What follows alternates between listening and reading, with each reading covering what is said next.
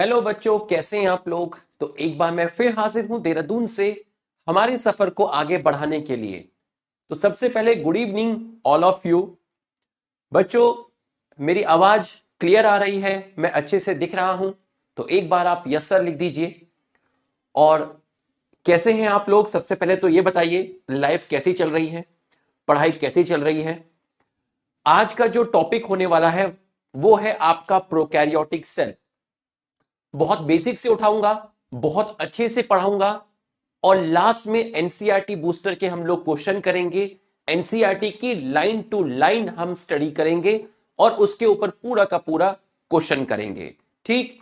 और लास्ट में जाके मैं आपको रिवीजन प्लानर दूंगा कि सर 3 लेक्चर कंप्लीट हो चुके हैं, तो अब आपकी जो अगली क्लास होगी वो नेक्स्ट वीक थर्सडे में होगी। तो इस बीच में हम कम टाइम में इन 3 लेक्चर को कब, किस दिन, कितने मिनट तक रिवाइज करना है ये मैं आपको प्रॉपर दूंगा, ठीक। तो guys, enough of talk, let's start. जल्दी से यस सर लिख दीजिए, जल्दी से यस सर लिख दीजिए ताकि मैं पढ़ाई को स्टार्ट करूं। फटाफट यस लिख दीजिए। तो आज का जो टॉपिक है वो है आपका प्रोकैरियोटिक सेल, ठीक। आज का जो टॉपिक है वो है प्रोकैरियोटिक सेल, ठीक है। तो आप सबसे पहले हेडिंग डाल दीजिए प्रोकैरियोटिक सेल। सबसे पहले हेडिंग डाल दीजिए प्रोकैरियोटिक सेल। तो हमने आपकी एक बढ़िया सी हेडिंग डाली प्रोकैरियोटिक सेल।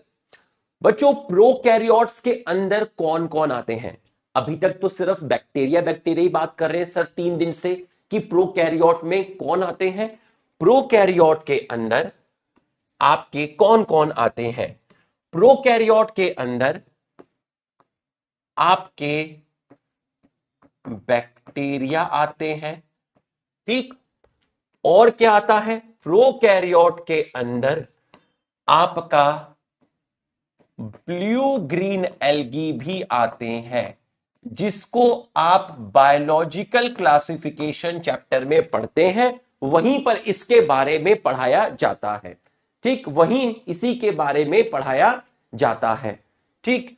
और तीसरी चीज आप इसके अंदर पढ़ते हैं माइको प्लाज्मा। ये भी बायोलॉजिकल क्लासिफिकेशन में पढ़ाते हैं, ये भी बायोलॉजिकल क्लासिफिकेशन में ही पढ़ाते हैं। और माइकोप्लाज्मा का एक और नाम है, माइकोप्लाज्मा का एक और नाम है पीपीएलओ। क्या कोई इसका फुल फॉर्म बताएगा। माइकोप्लाज्मा का एक और नाम है पीपीएलओ, इसका फुल फॉर्म है प्लूरो निमोनिया। फॉन्ट साइज मैंने बढ़ा दिया है, pleuro pneumonia like organism. Pleuropneumonia like organism, पूरा फोकस करना अच्छे से, स्क्रीन प्ले बहुत तगड़ा होगा, क्लाइमैक्स पे मजा आ जाएगा, ठीक। आइए, तो प्रोकैरियोटिक सेल के अंदर 4 तरह के लोग यहां लिखे हैं, bacteria, blue green algae, mycoplasma, और माइकोप्लाज्मा को ही बोलते हैं पीपीएलओ, ठीक। अब माइकोप्लाज्मा को पीपीएलओ बोला, ये दोनों टॉपिक आपके बायोलॉजिकल क्लासिफिकेशन में हम लोग पढ़ाते हैं, ठीक है। बायोलॉजिकल क्लासिफिकेशन में हम लोग पढ़ाते हैं। अब थोड़ा सा पीपीएलओ क्यों बोला, देखिए बच्चों, एक कैटल थी, ठीक है। कैटल मतलब आप समझते हैं, गाय भैंस, कैटल थी। कैटल के लंग्स, कैटल में क्या था, लंग्स था। कैटल में क्या था, लंग्स था। और लंग्स में जो फ्लूइड मिलता है उस फ्लूइड को बोलते हैं pleural fluid. Pleural fluid, kettles के लंग्स में जो फ्लूइड है उस फ्लूइड को हमने बोला प्लूरल फ्लूइड।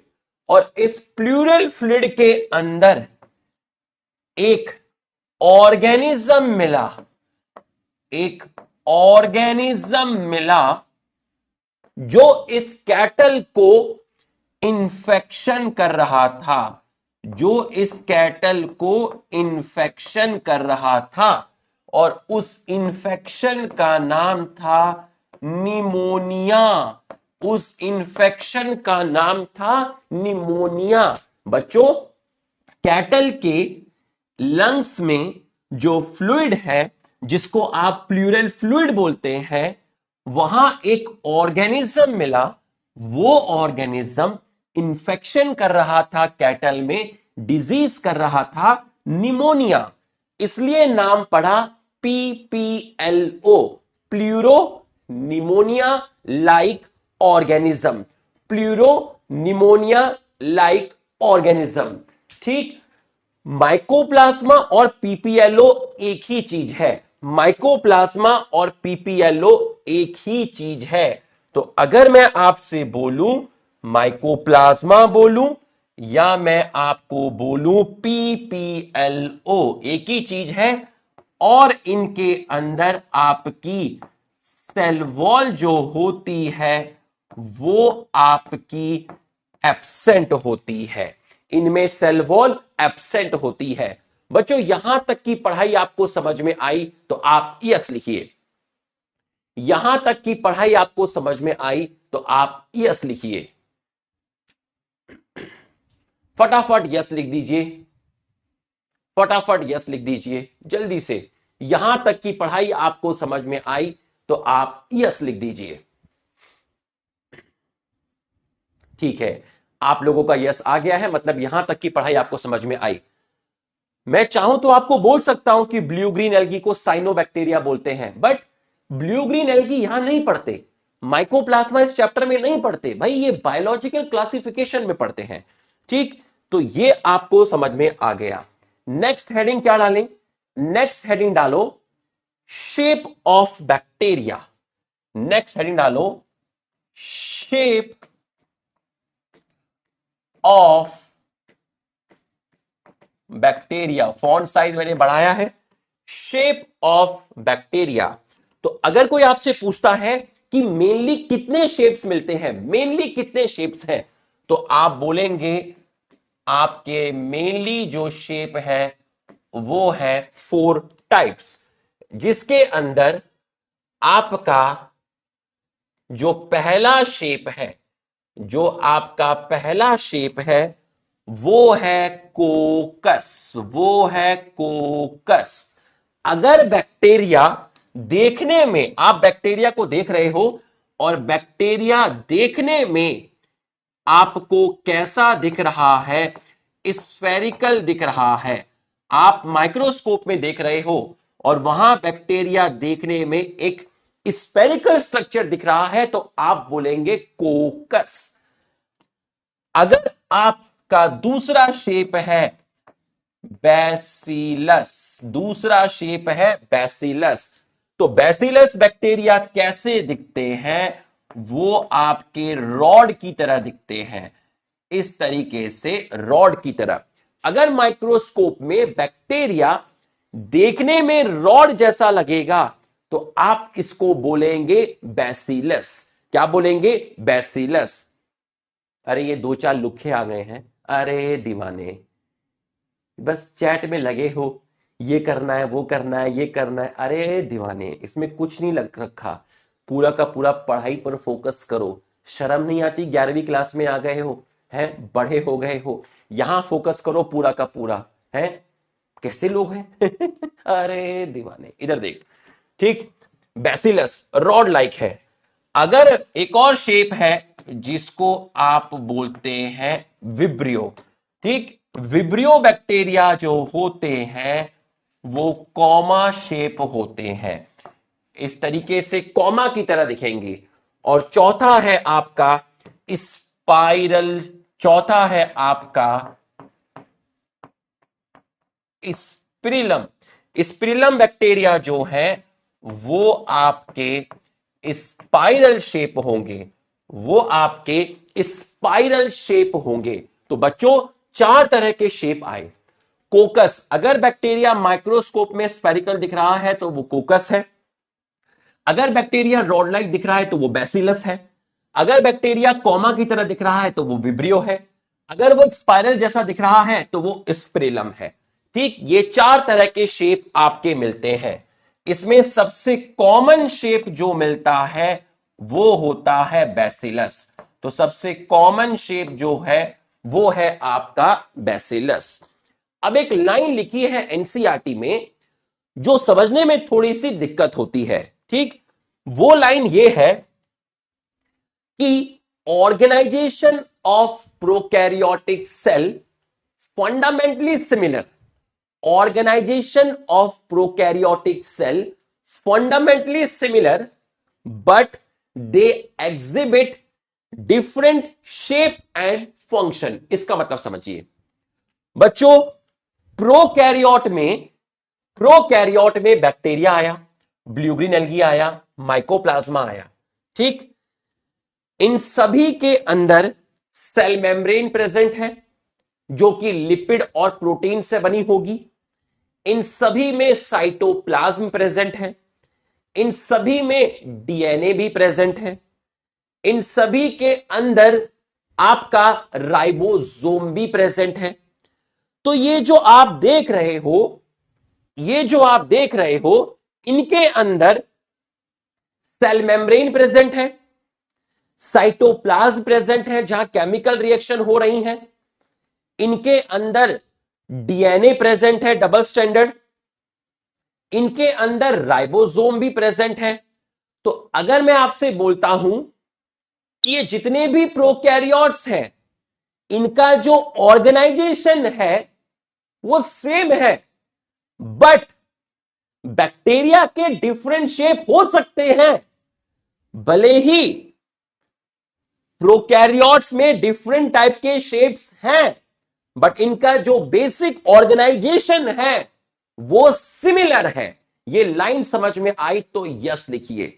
सभी में लगभग, इसको छोड़ दूं, अगर इसको छोड़ दूं तो सभी बैक्टीरिया में सेल वॉल प्रेजेंट है, सभी बैक्टीरिया में सेल वॉल प्रेजेंट है, सभी ब्लू ग्रीन एल्गी में सेल वॉल प्रेजेंट है, तीनों में राइबोसोम प्रेजेंट है, तीनों में सेल मेम्ब्रेन प्रेजेंट है, तीनों के अंदर साइटोप्लाज्म प्रेजेंट है, तीनों में राइबोसोम प्रेजेंट है, तीनों में डबल स्टैंडर्ड डीएनए प्रेजेंट है। इसका मतलब ऑर्गेनाइजेशन तो लगभग सभी प्रोकैरियोट का सेम है, भले ही इनके अंदर डिफरेंट टाइप के शेप्स मिलते हों।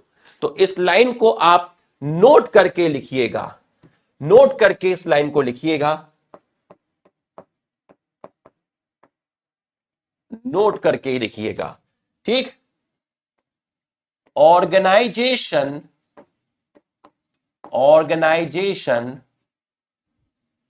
Of prokaryote, organisation of prokaryote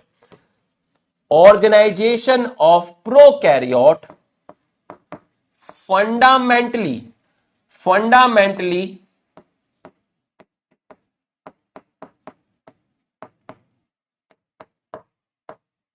similar but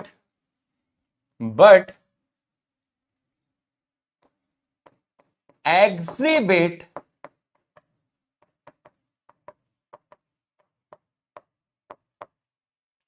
different shape and function. Organization of prokaryote fundamentally similar but exhibit different shape and function, different shape and function. तो यहां तक की पढ़ाई आपको समझ में आ गई होगी, यहां तक की पढ़ाई आपको समझ में आ गई होगी। सबसे पहले हमने जनरल बातें पढ़ी, प्रोकैरियोट्स में कौन कौन आता है, फिर हमने उनके शेप्स पढ़े, ठीक है, विब्रियो, स्पिरिलम, बैसिलस, कोकस, और फिर हमने ये लाइन आपकी पढ़ी। अब आप हेडिंग डालिए, बड़ी बड़ी हेडिंग डालिए, स्ट्रक्चर ऑफ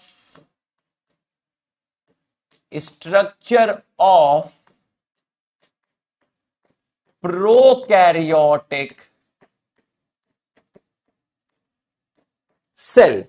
हेडिंग डाल दीजिए, structure of prokaryotic cell. Structure of prokaryotic cell. ठीक, हेडिंग डाल दीजिए। अब पूरे के पूरे बैक्टीरिया की हर एक चीज खोल के पढ़ाई जाएगी। सेल वॉल क्या है, सेल मेम्ब्रेन क्या है, राइबोसोम क्या है, प्लाज्मिड क्या है, मीजोसोम क्या है, इंक्लूजन बॉडी क्या है, जो भी बैक्टीरिया में होता है सब कुछ पढ़ाया जाएगा, एक एक चीज आपको पढ़ाई जाएगी। सबसे पहले आप पढ़ेंगे ए प्लाज्मिड। सबसे पहले आप पढ़ेंगे ए प्लाज्मिड। प्लाज्मिड को समझने के लिए आप एक बैक्टीरियल सेल बनाइए। ये देखिए, आप एक बैक्टीरियल सेल बनाइए। आपने एक बैक्टीरियल सेल बनाई, बिल्कुल सही। इस बैक्टीरियल सेल के अंदर याद करिए एक आपका डीएनए प्रेजेंट था। याद करिए, एक आपका डीएनए प्रेजेंट था। तो इसके अंदर आपका एक डीएनए प्रेजेंट था और इस डीएनए को आप बोलते थे, इस डीएनए को आप बोलते थे न्यूक्लियर डीएनए। इसी को आप बोलते हैं न्यूक्लियर डीएनए। इसी को आप बोलते हैं जीनोमिक डीएनए। Genomic DNA. इसी को आप बोलते हैं क्रोमोसोमल डीएनए, जो आपको पढ़ाया गया था। याद करिए, आपको बताया था कि इसका डीएनए एक होता है जिसमें दो स्ट्रैंड होती हैं। एक डबल स्टैंडर्ड, कितना होता है? एक, वन होता है। कितनी स्ट्रैंड वाला? कितनी स्ट्रैंड वाला? दो स्ट्रैंड वाला। Double standard circular naked DNA. याद करिए, इसी डीएनए को बोलते हैं न्यूक्लियर डीएनए, इसी को जीनोमिक डीएनए, इसी को क्रोमोसोमल डीएनए। ठीक है सर। तो सर प्लाज्मिड क्या है? भगवान ने इस डीएनए के अलावा, भगवान जी ने इस डीएनए के अलावा, भगवान जी ने इस डीएनए के अलावा एक और डीएनए दिया, एक और डीएनए दिया। तो ये जो डीएनए है, ये जो डीएनए है, इस डीएनए को आप बोलते हैं प्लाज्मिड। अब प्लाज्मिड क्या है? प्लाज्मिड भी, प्लाज्मिड क्या है? इसके अलावा तो ये वाला डीएनए इसके रेस्पेक्ट में एक्स्ट्रा है। भाई इसके रेस्पेक्ट में एक्स्ट्रा है।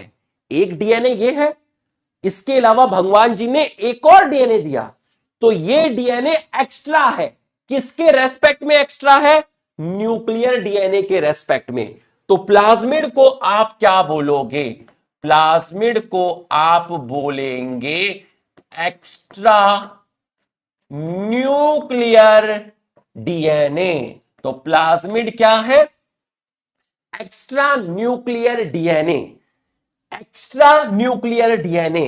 ये न्यूक्लियर डीएनए है, ये न्यूक्लियर डीएनए नहीं है, ये न्यूक्लियर डीएनए के रेस्पेक्ट में एक्स्ट्रा है। ये वर्ड समझ में आया तो एक बार मेरे सम्मान में यस लिख दीजिए। एक बार मेरे सम्मान में यस लिख दीजिए। एक्स्ट्रा न्यूक्लियर डीएनए बोलो, या फिर आप बोलो extra chromosomal, extra chromosomal DNA. Extra chromosomal DNA, ये क्रोमोसोमल डीएनए है, ये नहीं है, ये इसके रेस्पेक्ट में एक्स्ट्रा है, एक्स्ट्रा क्रोमोसोमल डीएनए। या आप बोलिए एक्स्ट्रा जीनोमिक डीएनए। ये डीएनए भी कैसा है? ये डीएनए इसके रेस्पेक्ट में छोटा है, डबल स्टैंडर्ड है, सर्कुलर है और थोड़ा सा छोटा है। ये बड़ा है, ये छोटा है। इसमें भी दो स्ट्रैंड है, ये भी सर्कुलर है और ये आपका स्मॉल है। ठीक, ये प्रेजेंट होता है आपका मोस्ट ऑफ बैक्टीरिया में, मोस्ट ऑफ बैक्टीरिया में ये आपका प्रेजेंट होता है, मोस्ट ऑफ बैक्टीरिया के अंदर ये आपका प्रेजेंट होता है। तो प्लाज्मिड एक double standard circular small DNA है, ज्यादातर बैक्टीरिया में मिलेगा, एक्स्ट्रा न्यूक्लियर है, एक्स्ट्रा क्रोमोसोमल है, एक्स्ट्रा जीनोमिक है। ठीक है, इस डीएनए के अंदर, इस डीएनए के अंदर ये छोटा सा पार्ट, इस डीएनए का ये छोटा सा पार्ट, इस डीएनए का ये छोटा सा पार्ट, इस डीएनए का ये छोटा सा पार्ट कहलाया जाता है, इस डीएनए का ये छोटा सा पार्ट कहलाया जाता है एंटीबायोटिक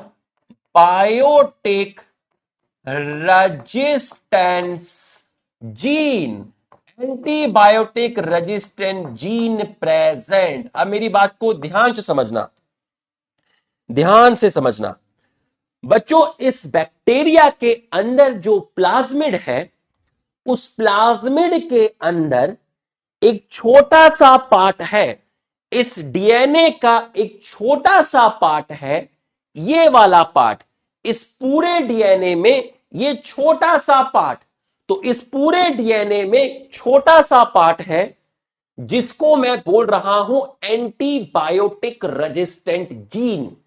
अब आप मुझे एक चीज बताइए, अगर मैं इस बैक्टीरिया को मान लीजिए इस बैक्टीरिया को मारने के लिए मैं कोई एंटीबायोटिक दूं, कोई केमिकल दूं, तो इस प्लाज्मिड के अंदर जो ये वाला जीन है जिसको मैं एंटीबायोटिक रेजिस्टेंट जीन बोल रहा हूं, ये वाला जीन इस बैक्टीरिया को एंटीबायोटिक से प्रोटेक्शन देगा, एंटीबायोटिक्स के लिए रजिस्टेंट देगा। इस बैक्टीरिया के अंदर एंटीबायोटिक से बचाने वाला, एंटीबायोटिक से लड़ने वाला, एंटीबायोटिक से रेजिस्टेंस देने वाला जीन प्रेजेंट है।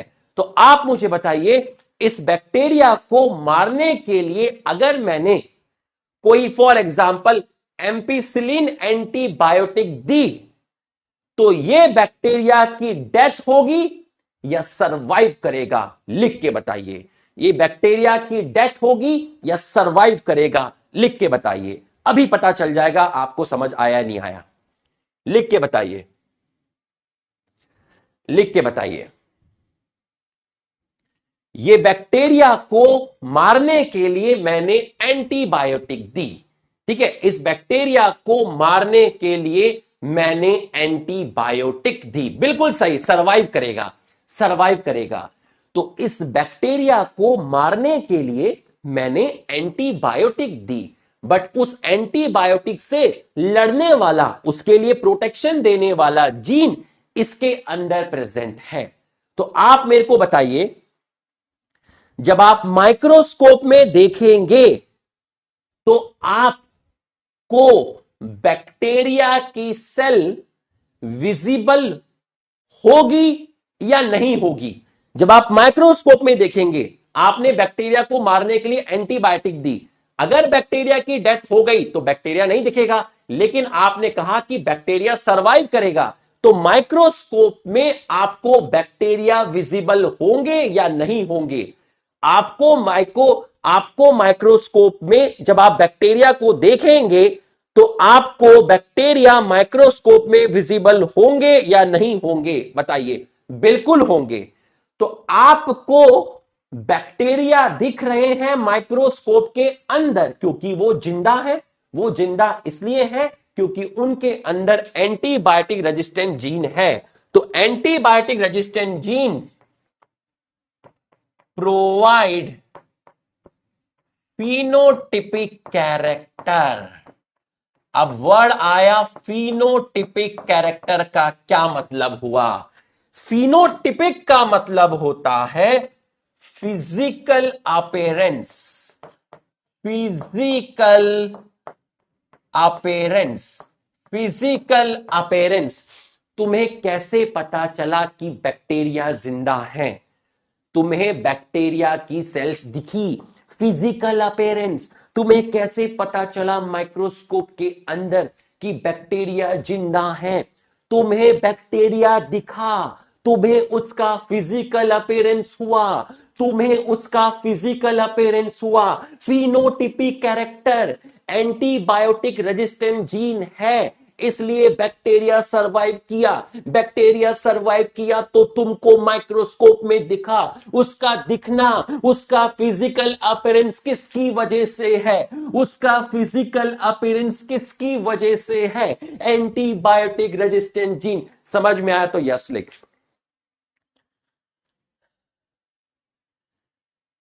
समझ में आया तो यस लिख। समझ में आया तो यस लिख। Antibiotic resistant genes present provide phenotypic resistance, provide phenotypic resistance. समझ में आया तो यस लिख। Antibiotic resistant gene present provide phenotypic character, phenotypic character, और फिनोटिपिक कैरेक्टर का मतलब है फिजिकल अपीयरेंस, फिजिकल अपीयरेंस। अब एक लाइन लिखी है एनसीईआरटी में जो आप क्लास 12th में समझेंगे, 11th में भी नहीं समझेंगे। आप चाहे चेक कर लीजिए, उस लाइन के बगल में लिखा है कि आप इसको हायर क्लास में समझेंगे, आप इसको हायर क्लास में समझेंगे। क्लास 12th में जूलॉजी में ये चीज पढ़ाई जाएगी।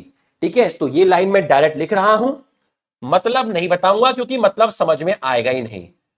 प्लाज्मिड हेल्प्स इन ट्रांसफॉर्मेशन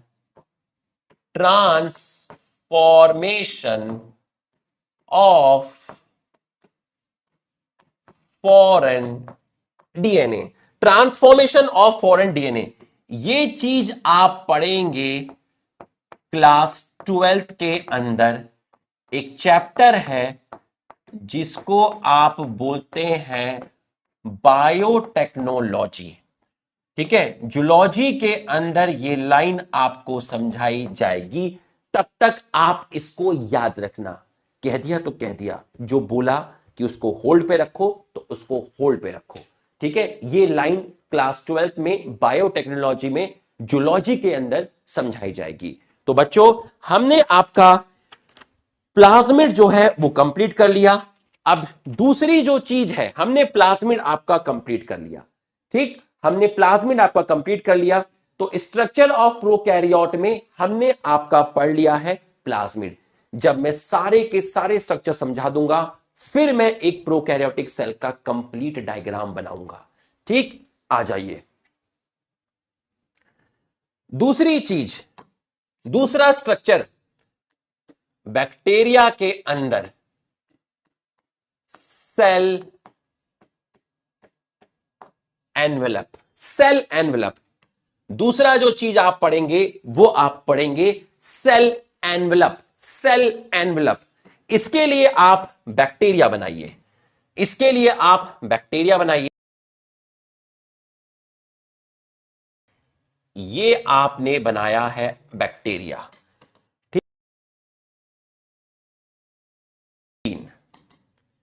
ठीक, और उसके बाद आपने बनाया यहां व्हाइट कलर से, ये आपने बनाया।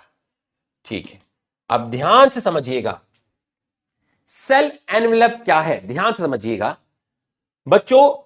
सबसे बाहर, सबसे बाहर आपको एक लेयर दिखी, बिल्कुल दिखी। इस लेयर को क्या बोलते हैं? इस लेयर को क्या बोलते हैं? इस लेयर को आप बोलते हैं ग्लाइको कैलेक्स। इसके अंदर आपको येलो कलर से एक लेयर दिखी, बिल्कुल दिखी। इसको क्या बोलते हैं? इसको बोलते हैं सेल वॉल। इसके अंदर ग्रीन कलर से एक चीज दिखी, ये जो ग्रीन कलर से दिखी है, ये जो ग्रीन कलर से दिखी है, उसको आप बोलते हैं सेल मेम्ब्रेन, सेल मेम्ब्रेन। बच्चों, जिस जोश के साथ पढ़ाई स्टार्ट की है, 2 साल तक you have to maintain same momentum for next 2 year. ठीक है, पेरेंट्स का सपना पूरा करना है, याद रखना। ठीक, आइए, glycocalyx, cell wall, cell membrane, इन तीनों को मिलाकर बोलते हैं सेल एनवेलप। तो 1+2+3 is equal to cell envelope. Cell envelope, cell envelope, इन तीनों को मिलाकर बोलते हैं सेल एनवेलप। इन तीनों को मिलाकर बोलते हैं सेल एनवेलप। तो सबसे पहले इन तीनों को मिलाकर बोलते हैं cell envelope. Cell envelope. Sir नहीं दिख रहा है। अरे दीवाने, कहां देख रहा है? घर में कहीं देख रहा है? बाहर किसी को देख रहा है? अरे इतना बड़ा बड़ा मैं लिख रहा हूं, अभी भी नहीं दिख रहा है। अरे दीवाने, इधर आ बेटा, इतना बड़ा लिख रहा हूं, अब तो देख ले। इन नजरों में देखनापन होना चाहिए। ठीक है, तेरी नजरें ही सही नहीं है। ठीक है, आ जाओ। तो अगर मैं आपको बोला, ठीक है, अगर मैं आपको बोला, ध्यान से समझना। ठीक, हां ध्यान से समझना। अब सही है तो लिख दीजिए नो लैग। पूरा दिख रहा है तो लिख, सब सही है तो लिख दीजिए no lag. No lag, clearly आवाज वगैरह सब आ रही है, मैं अच्छे से दिख रहा हूं, तो लिख दीजिए नो लैग। No lag. एक लिख रहा है मीजोसोम। अरे तू ही पढ़ा ले, तू ही पढ़ा ले। अबे सीक्वेंस में चलने दे मेरे भाई, मीजोसोम आएगा आपको अपने आप पता चल जाएगा। ठीक है, मीजोजोम। इधर देख यार, मीजोसोम, अभी रुक तो जा, मीजोसोम। ठीक, चलिए, cell envelope, glycocalyx, cell wall, cell membrane, इन तीनों को मिलाकर बोलते हैं सेल एनवेलप। तो अगर मैं सेल एनवेलप की बात करता हूं, तो सेल एनवेलप जो है वो आपका, सेल एनवेलप जो है आपका, उसमें टोटल 3 लेयर है जो आपस में टाइटली अटैच है।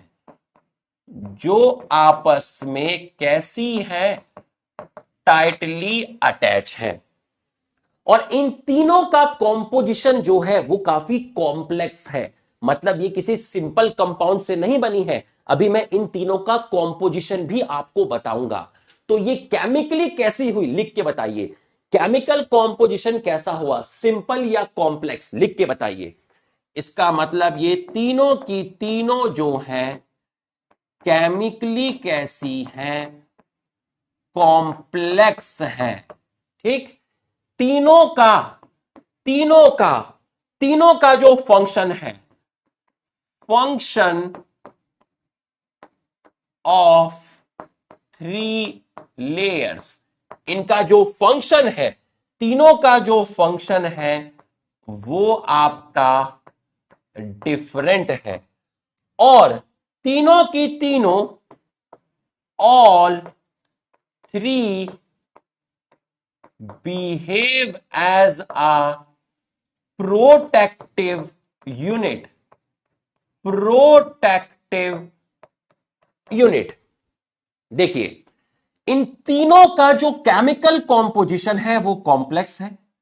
इन तीनों को मिलाकर सेल एनवेलप बोलते हैं। ये तीनों की तीनों टाइटली अटैच है और तीनों की तीनों मिलकर एक प्रोटेक्टिव यूनिट की तरह काम करती है। ठीक, प्रोटेक्टिव यूनिट की तरह ये आपकी काम करती है। ठीक है, तो हमने सेल एनवेलप में 3 लेयर है, टाइटली अटैच है, केमिकली कैसा है? कॉम्प्लेक्स है, फंक्शन ऑफ 3 लेयर आपका डिफरेंट है, all 3 behave as a protective unit. अब हमें इसमें इनके बारे में पूरा का पूरा एक एक चीज आपको पढ़नी है। तो नेक्स्ट जो हमें इसके अंदर पढ़ना है, ध्यान से देखिएगा। और ये सेल एनवेलप आपका प्रेजेंट होता है most of prokaryote. Most of prokaryote. अब सेल एनवेलप में सबसे पहली लेयर है ग्लाइकोकैलिक्स। तो आप हेडिंग डालिए, सेल एनवेलप में सबसे पहले आप पढ़ेंगे ग्लाइकोकैलिक्स। आप पढ़ेंगे ग्लाइको कैलेक्स। तो ग्लाइको कैलेक्स आप पढ़ेंगे। अगर ग्लाइको कैलेक्स हार्ड है, थिक है और टफ है, ग्लाइको कैलेक्स छूने में हार्ड है, मोटी है, टफ है, तो आप ग्लाइको कैलेक्स को बोलोगे कैप्सूल। अगर ग्लाइको कैलेक्स सॉफ्ट है, लूज है, पतली है, तो आप इसको बोलोगे स्लाइम लेयर। Slime layer. तो ग्लाइकोकैलेक्स आपका सेल एनवेलप की सबसे आउटर लेयर है, सबसे आउटर लेयर है ग्लाइकोकैलेक्स सेल एनवेलप की। एक लिख रहा है पोल। अरे मेरे भाई कहां से आते, कौन है ये लोग? अगर ग्लाइकोकैलेक्स छूने में हार्ड है, थिक है, टफ है, तो उस ग्लाइकोकैलेक्स को कैप्सूल बोलते हैं। ठीक। अगर ग्लाइकोकैलेक्स सॉफ्ट है, लूज है, तो उसको स्लाइम लेयर बोलते हैं। ठीक। तो मोस्ट ऑफ द बैक्टीरिया में कैप्सूल प्रेजेंट होता है। मोस्ट ऑफ बैक्टीरिया में कैप्सूल प्रेजेंट है और सम बैक्टीरिया में आपका स्लाइम लेयर प्रेजेंट होता है। पहली चीज तो ये हो गई। तो आप से कोई पूछे कि ग्लाइकोकैलेक्स किससे बना है, तो ग्लाइकोकैलेक्स आपका मेनली पॉलीसैकरीहाइड से बना है। पॉलीसैकरीहाइड कार्बोहाइड्रेट को बोलते हैं। ठीक। क्लास 11th में जूलॉजी में बायोमोलिक्यूल चैप्टर है, वहां आपको कार्बोहाइड्रेट पढ़ाया जाएगा। वहां मोनोसैकरीहाइड, डाइसैकरीहाइड, पॉलीसैकरीहाइड वहां पढ़ाया जाएगा। तो अभी मेनली पॉलीसैकरीहाइड। तो पॉलीसैकरीहाइड आपका क्या है? कार्बोहाइड्रेट का एक टाइप है। तो ग्लाइकोकैलेक्स किससे बना हुआ है? मेनली पॉलीसैकरीहाइड से बना हुआ है। ठीक है। ग्लाइकोकैलेक्स, अब आप मुझे बताइए, ग्लाइकोकैलेक्स मोटा है तो कैप्सूल है, पतला है तो स्लाइम लेयर है। तो आप मुझे बताइए डिफरेंट बैक्टीरिया में ग्लाइकोकैलेक्स का जो कॉम्पोजिशन और थिकनेस है वो सेम रहेगी या वेरी करेगी? अगर ये मोटा है तो कैप्सूल है, अगर ये लूज है, सॉफ्ट है, लूज है, तो ये स्लाइम लेयर है। तो आप मुझे बताओ डिफरेंट बैक्टीरिया में ग्लाइकोकैलेक्स का कॉम्पोजिशन और थिकनेस सेम रहेगा या वेरी करेगा? लिख के बताइए। वेरी करेगा, वेरी करेगा, वेरी गुड, वेरी गुड। इसका मतलब thickness, composition, thickness, composition of glycocalyx vary in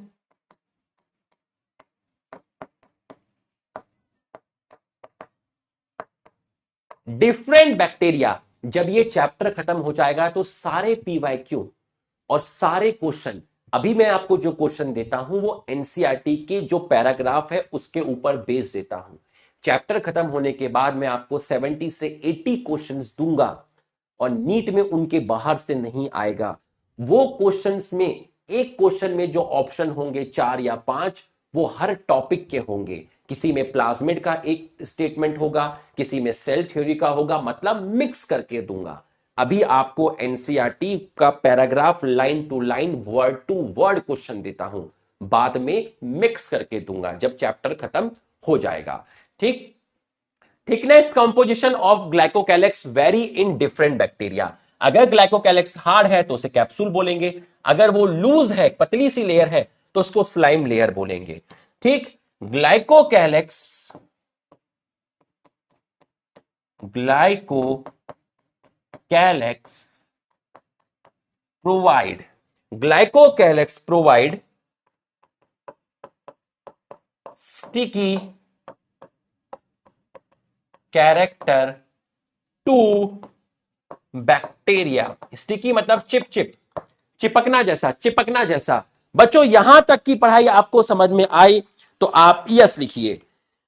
यहां तक की पढ़ाई आपको समझ में आई तो आप यस लिखिए। हमने सेल एनवेलप के अंदर पहली चीज हमने कंप्लीट कर ली। सेल एनवेलप में कितनी लेयर है? 3 लेयर है। कैसे अटैच है? टाइटली अटैच है। तीनों का फंक्शन क्या है? डिफरेंट है। अभी सिर्फ एक के बारे में बताया गया। तीनों की तीनों बिहेव करती हैं एक यूनिट की तरह, ठीक है। और ज्यादातर प्रोकैरियोट में सेल एनवेलप मिलता है। सेल एनवेलप का पहला पार्ट था ग्लाइकोकैलेक्स। अगर ये हार्ड है तो इसको कैप्सूल बोलेंगे, अगर ग्लाइकोकैलेक्स बहुत पतला है, लूज है, तो उसको स्लाइम लेयर बोलेंगे। कैप्सूल ज्यादातर बैक्टीरिया में मिलता है, कुछ बैक्टीरिया में स्लाइम लेयर मिलती है। ग्लाइकोकैलेक्स मेनली पॉलीसेकेराइड का बना है। पॉलीसेकेराइड मतलब कार्बोहाइड्रेट। और ग्लाइकोकैलेक्स का जो थिकनेस है, जो कॉम्पोजिशन है, वो अलग अलग बैक्टीरिया में वेरी करेगा। और glycocalyx provide sticky character to bacteria. तो बच्चों हमने आपका एक पढ़ लिया सेल एनवेलप में ग्लाइकोकैलेक्स। अब आप दूसरा पढ़ेंगे सेल वॉल। हेडिंग डालिए ग्लाइकोकैलेक्स में दूसरा पार्ट आप पढ़ेंगे सेल वॉल।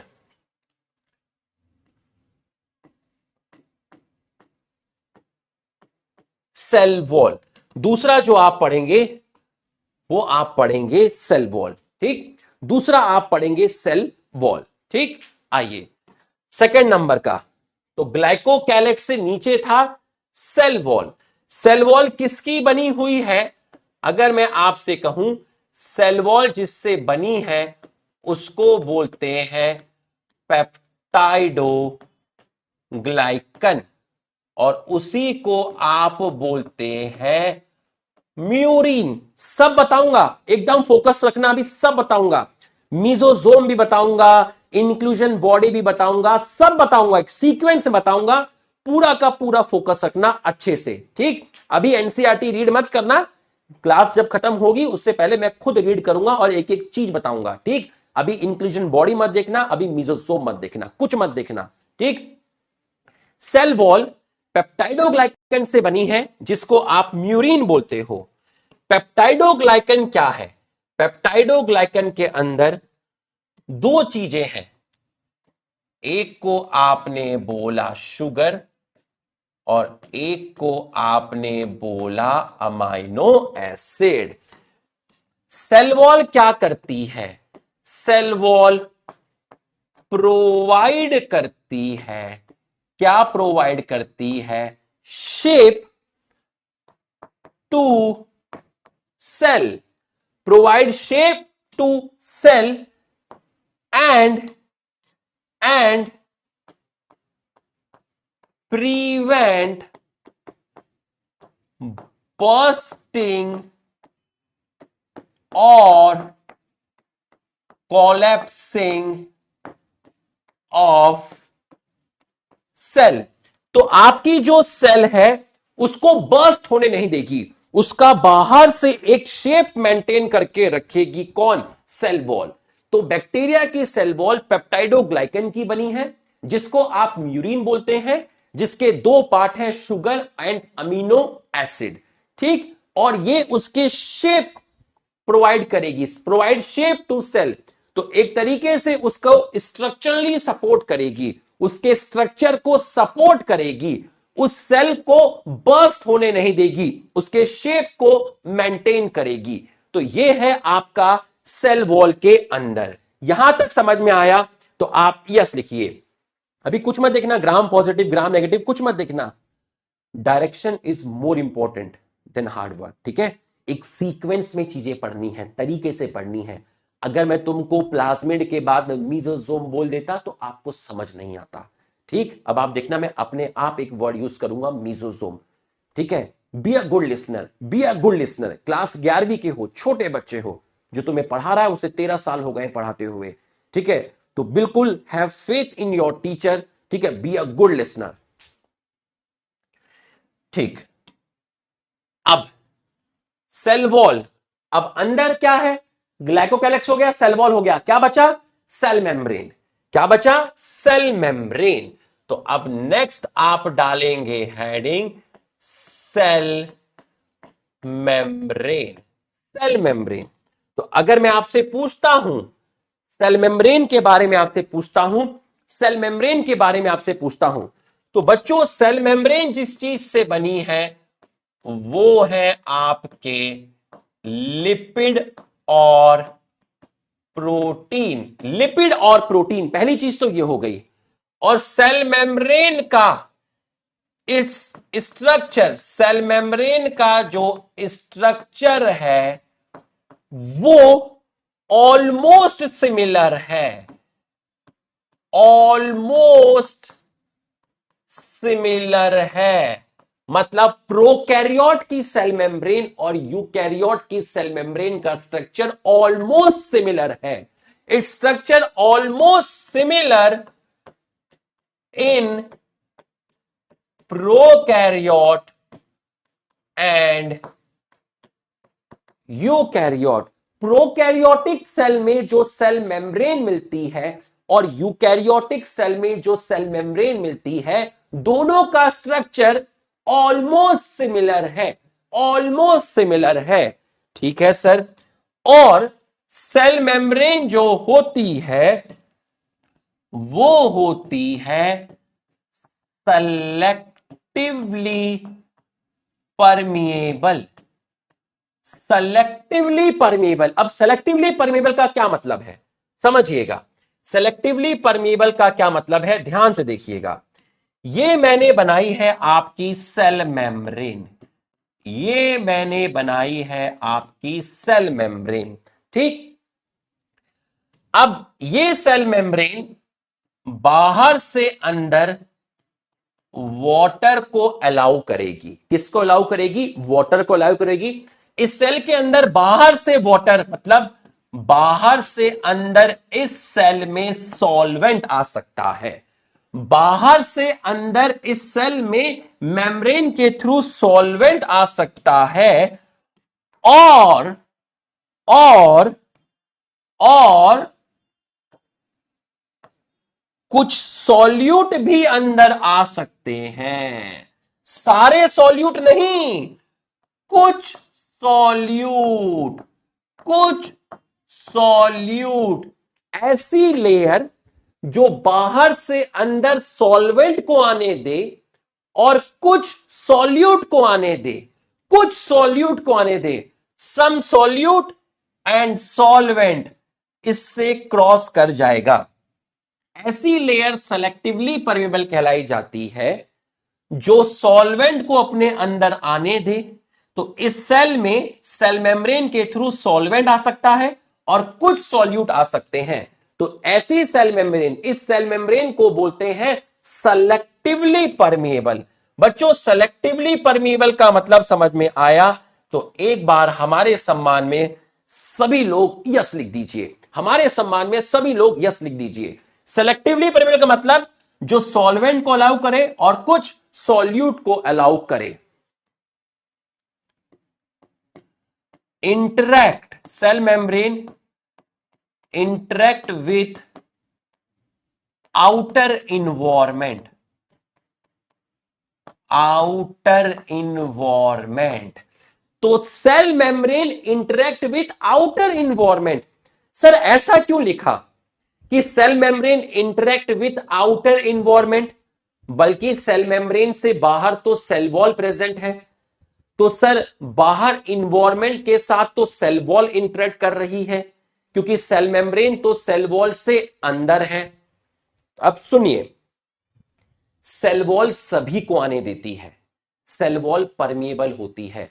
सेल वॉल सभी को अंदर आने देती है, सेल वॉल सभी को अंदर आने देती है।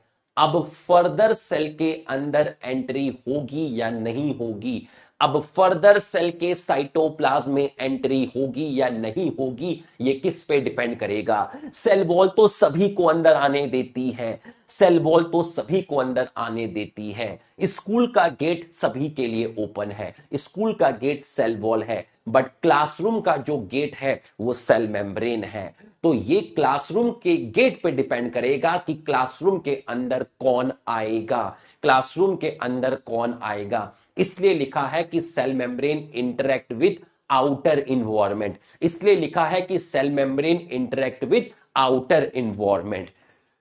तो यहां तक आपको समझ में आ गया। अब हमने सेल वॉल पढ़ लिया, ठीक है, हमने आपका सेल मेम्ब्रेन देख लिया है, ठीक। अब सेल वॉल हो गया, सेल मेम्ब्रेन हो गया, ग्लाइकोकैलिक्स हो गया, सेल वॉल हो गया, सेल मेम्ब्रेन हो गया, सेल एनवलप हो गया, बिल्कुल सही। अब आप हेडिंग डालेंगे, अब आप हेडिंग डालेंगे मीजोजोम। तो आपने सबसे पहले पढ़ा था प्लाज्मिड, फिर आपने पढ़ा सेल एनवलप। अब आप हेडिंग डालेंगे, अब आप हेडिंग डालेंगे मीजोजोम। अब आप हेडिंग डालेंगे मीजोजोम। तो ये लीजिए, आपका इंतजार खत्म हुआ, आपको मीजोजोम के बारे में बताया जाएगा। सीक्वेंस में चलती हैं चीजें। मीजोजोम, ठीक, मीजोजोम, ठीक है, मीजोजोम। मीजोजोम सेल मेम्ब्रेन के लिए जो बेस्ट वर्ड आप यूज करते हैं वो आप यूज करते हैं सेलेक्टिवली परमिएबल। याद रखना, सेलेक्टिवली परमिएबल। जो एनसीईआरटी है ट्रांसपोर्ट, जो पुरानी एनसीईआरटी है जो लास्ट ईयर तक चलती थी, उसमें ट्रांसपोर्ट इन प्लांट चैप्टर होता था, वहां पर भी सेल मेम्ब्रेन को सेलेक्टिवली परमिएबल लिखा है, ठीक। आइए, तो अगर मैं आपसे बात करता हूं मीजोजोम क्या है, देखिए, आपने बनाया एक सेल, ठीक है, इस सेल में बाहर की लेयर है सीडब्ल्यू, सीडब्ल्यू मतलब सेल वॉल, सीडब्ल्यू मतलब सेल वॉल, और अंदर की तरफ आपने बनाया सीएम, सीएम मतलब सेल मेम्ब्रेन, सीएम मतलब सेल मेम्ब्रेन। अब आप ध्यान से देखिएगा, सेल मेम्ब्रेन अंदर की तरफ इन्वेजिनेट हुई, तो सेल मेम्ब्रेन अंदर की तरफ इन्वेजिनेट होकर जो स्ट्रक्चर बनाती है उसको बोलते हैं मीजोजोम, उसको बोलते हैं मीजोजोम। तो मीजोजोम क्या है? मीजोजोम एक तरीके से एक्सटेंशन है, एक तरीके से इन्वेजिनेशन है। किसका इन्वेजिनेशन है? सेल मेम्ब्रेन का। इसी को आप बोलते हैं प्लाज्मा मेम्ब्रेन।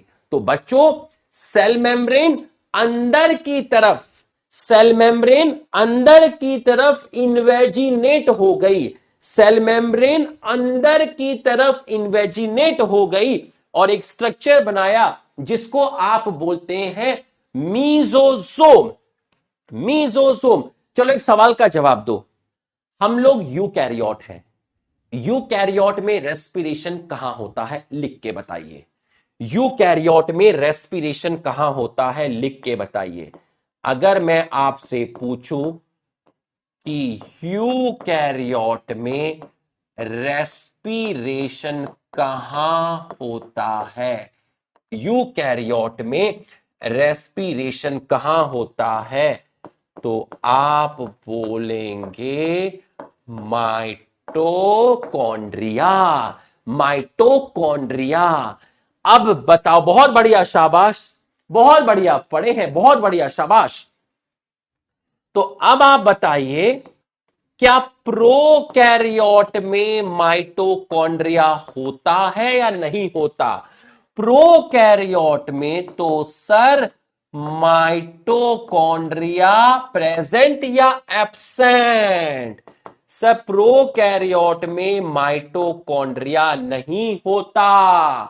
तो सर प्रोकैरियोट के अंदर, प्रोकैरियोट के अंदर रेस्पिरेशन कहां होगा?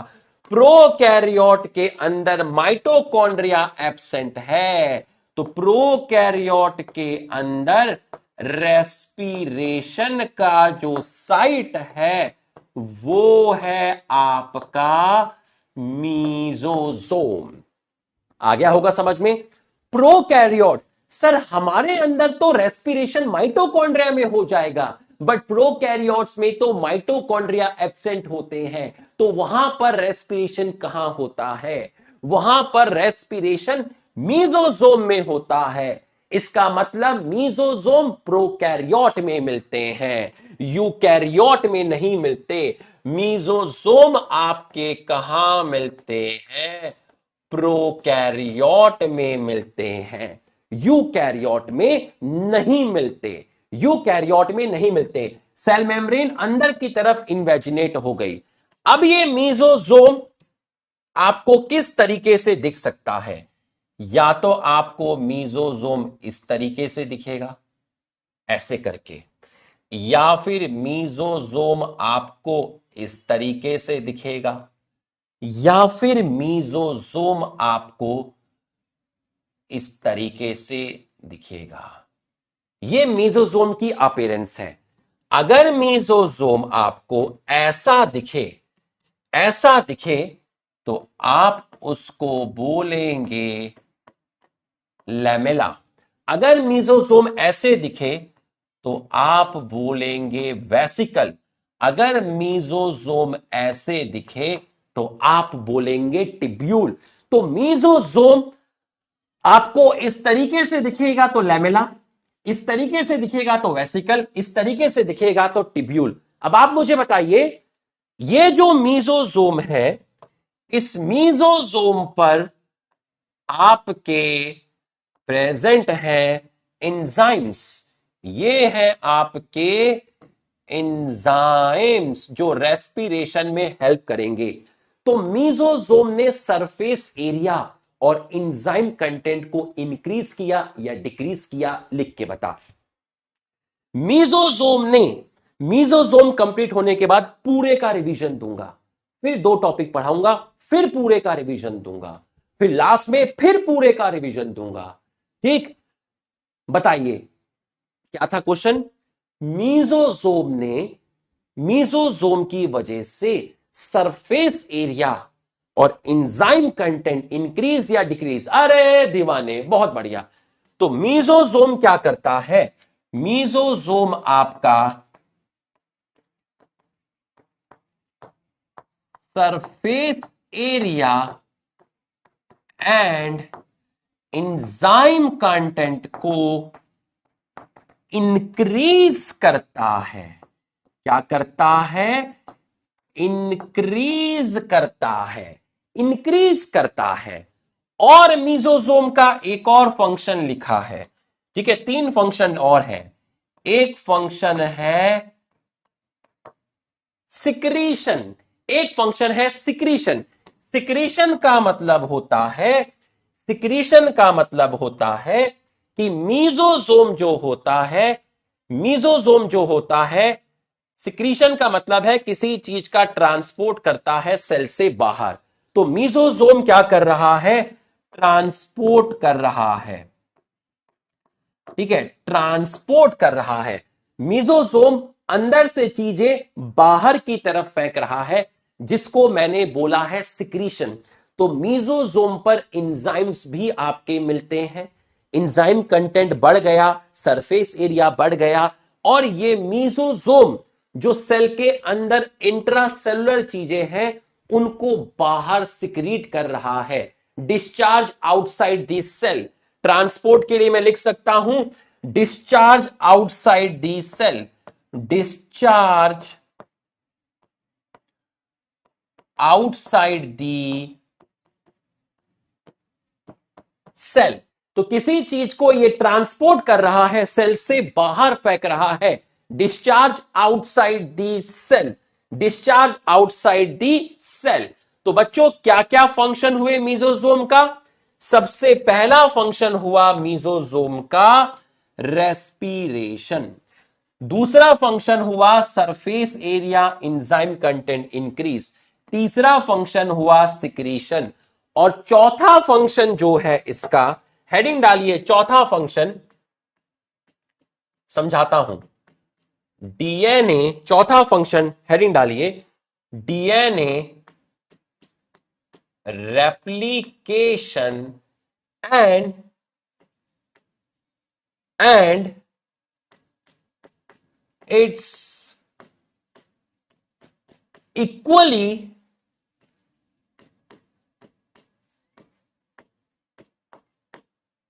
distribution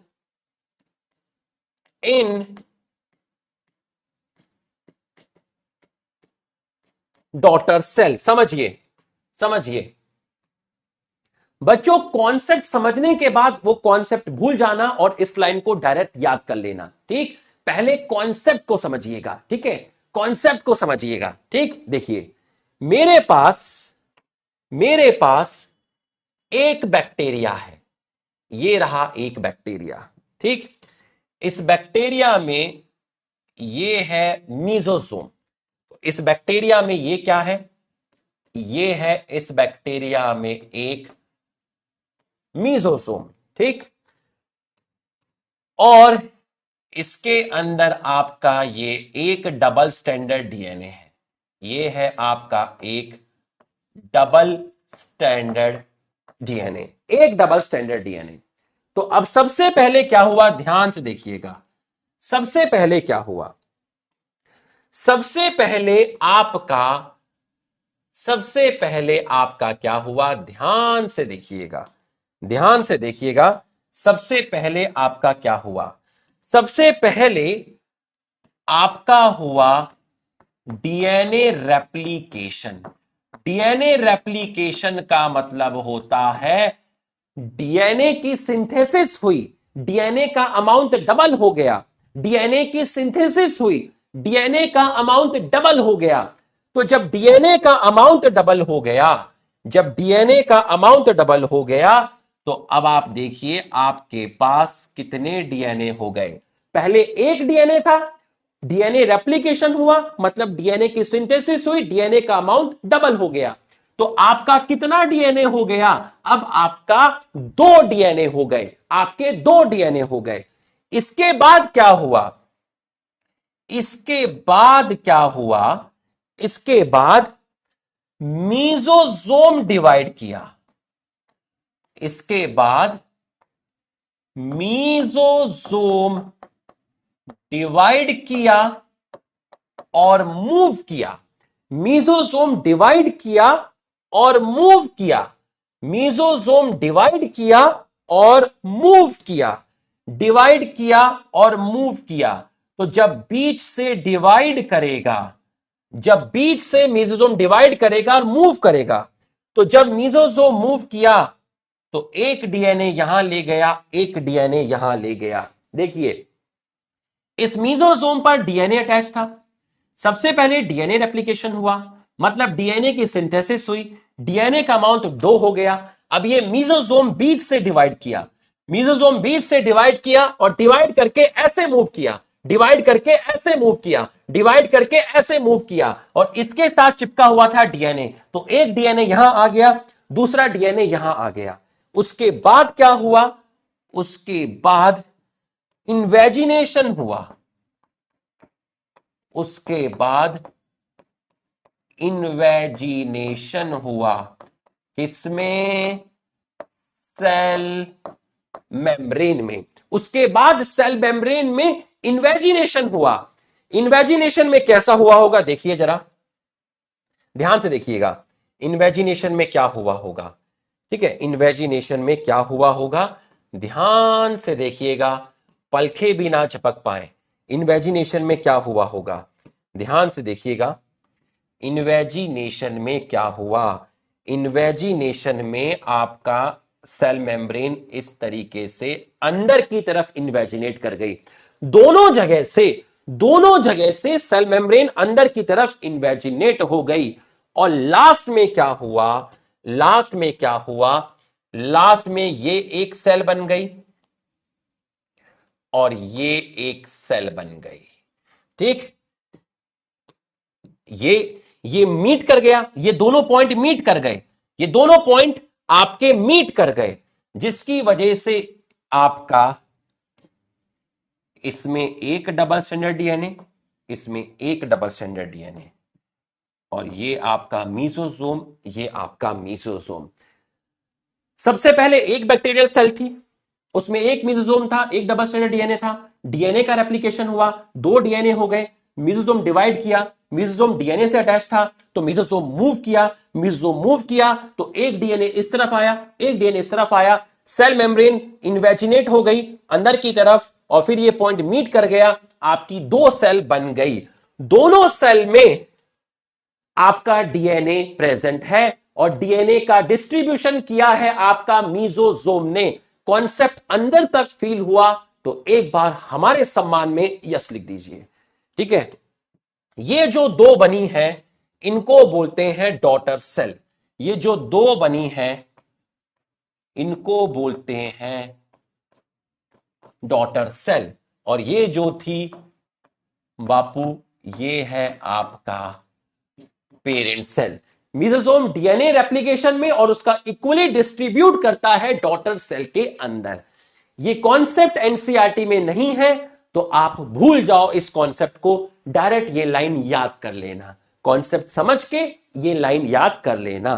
ठीक, और एक फंक्शन और है जिसको मैं एक्सप्लेन नहीं करूंगा, आप डायरेक्ट याद रखना। देखो कुछ चीजें होती हैं जिनका कॉन्सेप्ट देना जरूरी नहीं होता है क्योंकि नीट में नहीं पूछते हैं, नीट में डायरेक्ट पूछेंगे कि इसका ये फंक्शन किसका है, तो कुछ चीजें होती हैं जिनका कॉन्सेप्ट देना जरूरी नहीं होता है। ठीक है, सिंपल बच्चे को बोल कि बच्चे इस फंक्शन को डायरेक्ट याद कर ले। ठीक, तो मीजोसोम और क्या करता है, मीजोसोम आपका सेल वॉल की सिंथेसिस करता है। मीजोसोम आपका सेल वॉल की सिंथेसिस करता है। तो ये लो बच्चों, मीजोसोम भी आपका हो गया। यहां तक की पढ़ाई आपको समझ में आई तो आप एक बार हमारे सम्मान में यस लिख दीजिए। यहां तक की पढ़ाई आपको समझ में आई तो आप एक बार यस लिख दीजिए। 7:45 तक पढ़ेंगे और 7:45 से 8 o'clock तक 15 मिनट हम अपना एनसीईआरटी बूस्टर करेंगे। ठीक है, यहां तक की पढ़ाई आपको समझ में आई तो आप यस लिख दीजिए। तो देखा, हर चीज का एक तरीका होता है। जब मैंने प्लाज्मिड पढ़ाया था तो कुछ लोगों ने एनसीईआरटी चेक करी, उन्होंने देखा कि यार प्लाज्मिड के नीचे वहां पर कहीं पर मीजोसोम लिखा है और सर ने मीजोसोम नहीं बताया। यही तो कहते हैं कि पेशेंट रखो, वहां मीजोसोम बताने में मजा नहीं आता। ठीक है, जब तक मैं बच्चे को सेल मेम्ब्रेन नहीं बताऊंगा, जब तक मैं बच्चे को सेल मेम्ब्रेन नहीं बताऊंगा तो उसको मीजोसोम कैसे समझ में आएगा। और सेल मेम्ब्रेन बताने के लिए पहले सेल वॉल बताना पड़ेगा, सेल वॉल बताने के लिए पहले ग्लाइकोकैलिक्स बताना पड़ेगा, उसके लिए पहले सेल एनवेलप बताना पड़ेगा। तो मैं तुम्हें सेल एनवेलप लेकर आया, सेल मेम्ब्रेन के बाद मीजोसोम लेकर आया। ठीक, अब आ जाइए, अब नेक्स्ट क्या लिखें, सी के बाद है आपका, सी के बाद है आपका डी, इंक्लूजन। सर ये वर्ड भी हमने वहीं देखा था, प्लाज्मिड वाले पैराग्राफ में देखा था इंक्लूजन। अब बताऊंगा ना, इंक्लूजन बॉडी, यहां इंक्लूजन बॉडी और यहां हम लिख देते हैं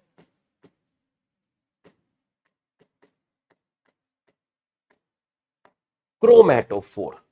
ठीक, ये दो चीजें मैं आपको बताऊंगा, पहला है इंक्लूजन बॉडी और फिर है आपका क्रोमैटोफोर। देखिएगा, इंक्लूजन बॉडी कहां प्रेजेंट है। सबसे पहले इंक्लूजन बॉडी आपकी मिलती है प्रोकैरियोट के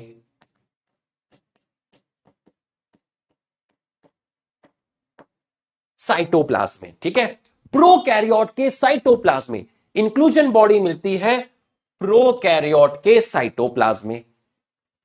इंक्लूजन बॉडी ऐसे स्ट्रक्चर होते हैं, इंक्लूजन बॉडी ऐसे स्ट्रक्चर होते हैं जो मेम्ब्रेन लेस होते हैं।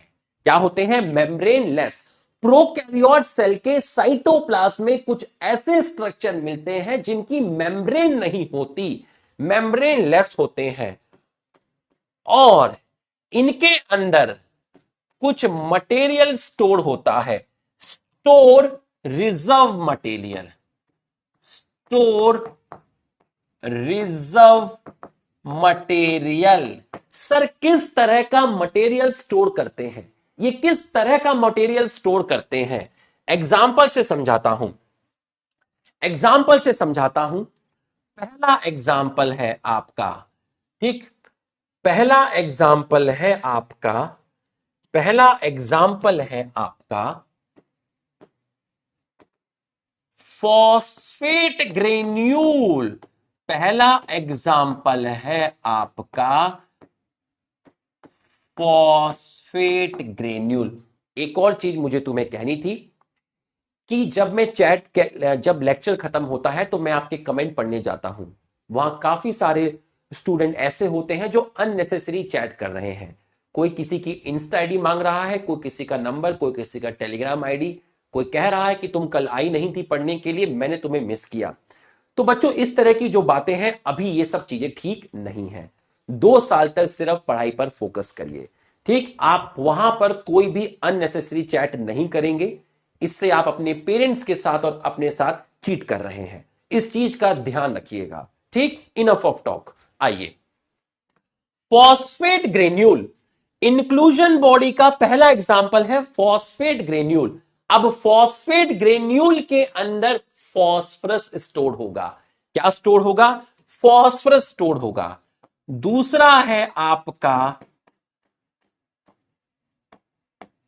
Glycogen granule. ग्लाइकोजन ग्रेन्यूल जो है वो ग्लाइकोजन को स्टोर करेगा। ग्लाइकोजन ग्रेन्यूल जो है वो ग्लाइकोजन को स्टोर करेगा। किसको स्टोर करेगा? ग्लाइकोजन को स्टोर करेगा। और तीसरा है आपका साइनोफिशियन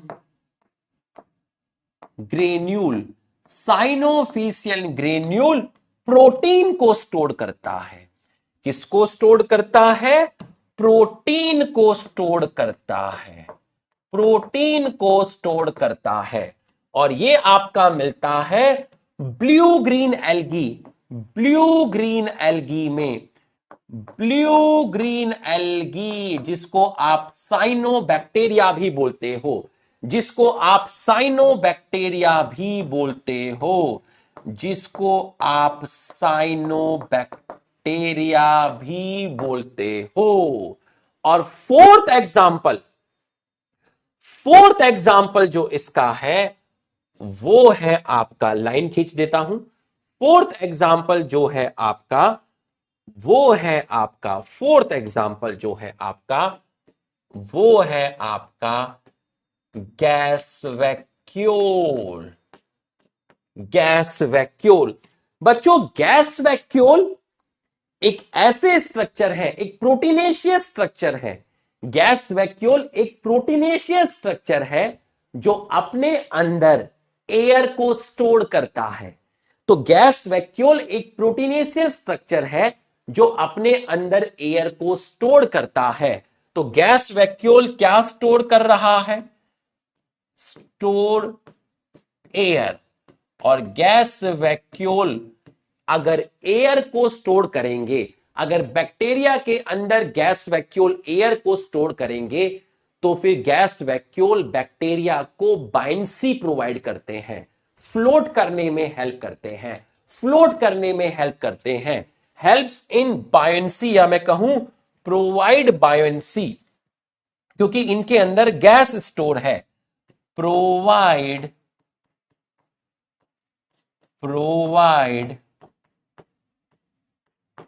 बायंसी। बायंसी का मतलब है फ्लोटेशन। बायंसी का मतलब है फ्लोटेशन। तो गैस वैक्यूल ऐसे स्ट्रक्चर हैं जो अपने अंदर एयर स्टोर करते हैं। गैस वैक्यूल भी इंक्लूजन बॉडी का एग्जाम्पल है। 3 यहां लिख दिया, 1 यहां लिख दिया। एयर स्टोर करेंगे तो कहीं ना कहीं ये फ्लोटेशन और बायंसी में आपका हेल्प करेगा, हेल्प करेगा। ठीक है, ये आपका क्या करेगा? हेल्प करेगा। ठीक, अब ध्यान से देखिएगा। और ये आपके कहां पर प्रेजेंट होते हैं?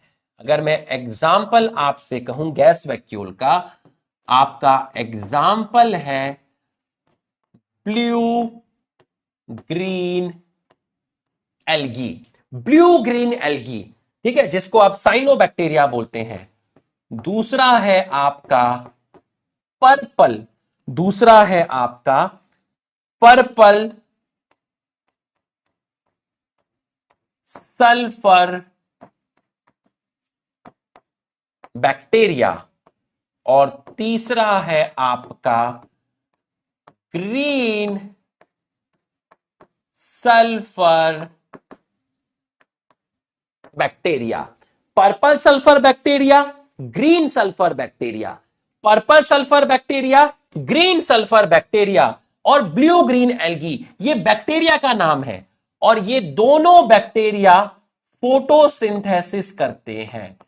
तो ये किस तरह के बैक्टीरिया हुए? ये आपके हुए फोटोसिंथेटिक बैक्टीरिया। ध्यान से समझिएगा, gas vacuole, phosphate granule, glycogen granule, cyanophycin granule, चारों के चारों मेम्ब्रेन लेस है, किसी ना किसी चीज को स्टोर कर रहे हैं। प्रोकैरियोट के साइटोप्लाज्म में मिलते हैं। गैस वैक्यूल एयर को स्टोर करता है, ये आपका बायंसी प्रोवाइड कर रहा है, फ्लोटिंग में हेल्प कर रहा है। ये ब्लू ग्रीन एल्गी में मिलेगा, ये पर्पल सल्फर बैक्टीरिया में मिलेगा, ये ग्रीन सल्फर बैक्टीरिया में मिलेगा। बच्चों यहां तक की पढ़ाई आपको समझ में आई तो आप यस लिखिए। यहां तक की पढ़ाई आपको समझ में आई तो आप यस लिखिए। यहां तक की पढ़ाई आपको समझ में आई तो आप यस लिखिए। क्रोमेटोफोर अभी नहीं बताऊंगा। क्रोमेटोफोर से पहले आपको मैं एक दूसरा टॉपिक बताऊंगा और उस टॉपिक का नाम है पिलाई एंड फिम्रे।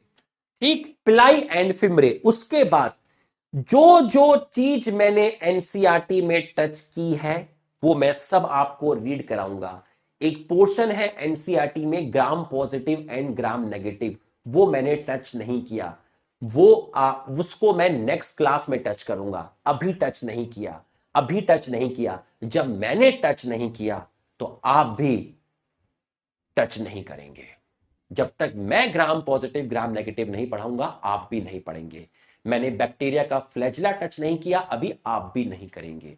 मैंने क्रोमेटोफोर टच नहीं किया, आप भी नहीं करेंगे। ठीक है? Touch me, no no no, don't touch. नहीं करने का है, बोला ना, नहीं करने का है, नहीं करने का है। कह दिया तो कह दिया, नहीं करने का है। और लास्ट है आपका लास्ट स्लाइड। इसके बाद हम रिवीजन देंगे और फिर क्वेश्चन करेंगे। ठीक, लास्ट स्लाइड, उसके बाद पूरे का 2 बार रिवीजन होगा। ठीक है, आ जाइए, डालिए हेडिंग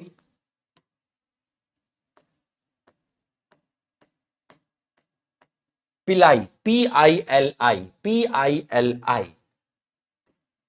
PILI, पिलाई। और दूसरी हेडिंग डालिए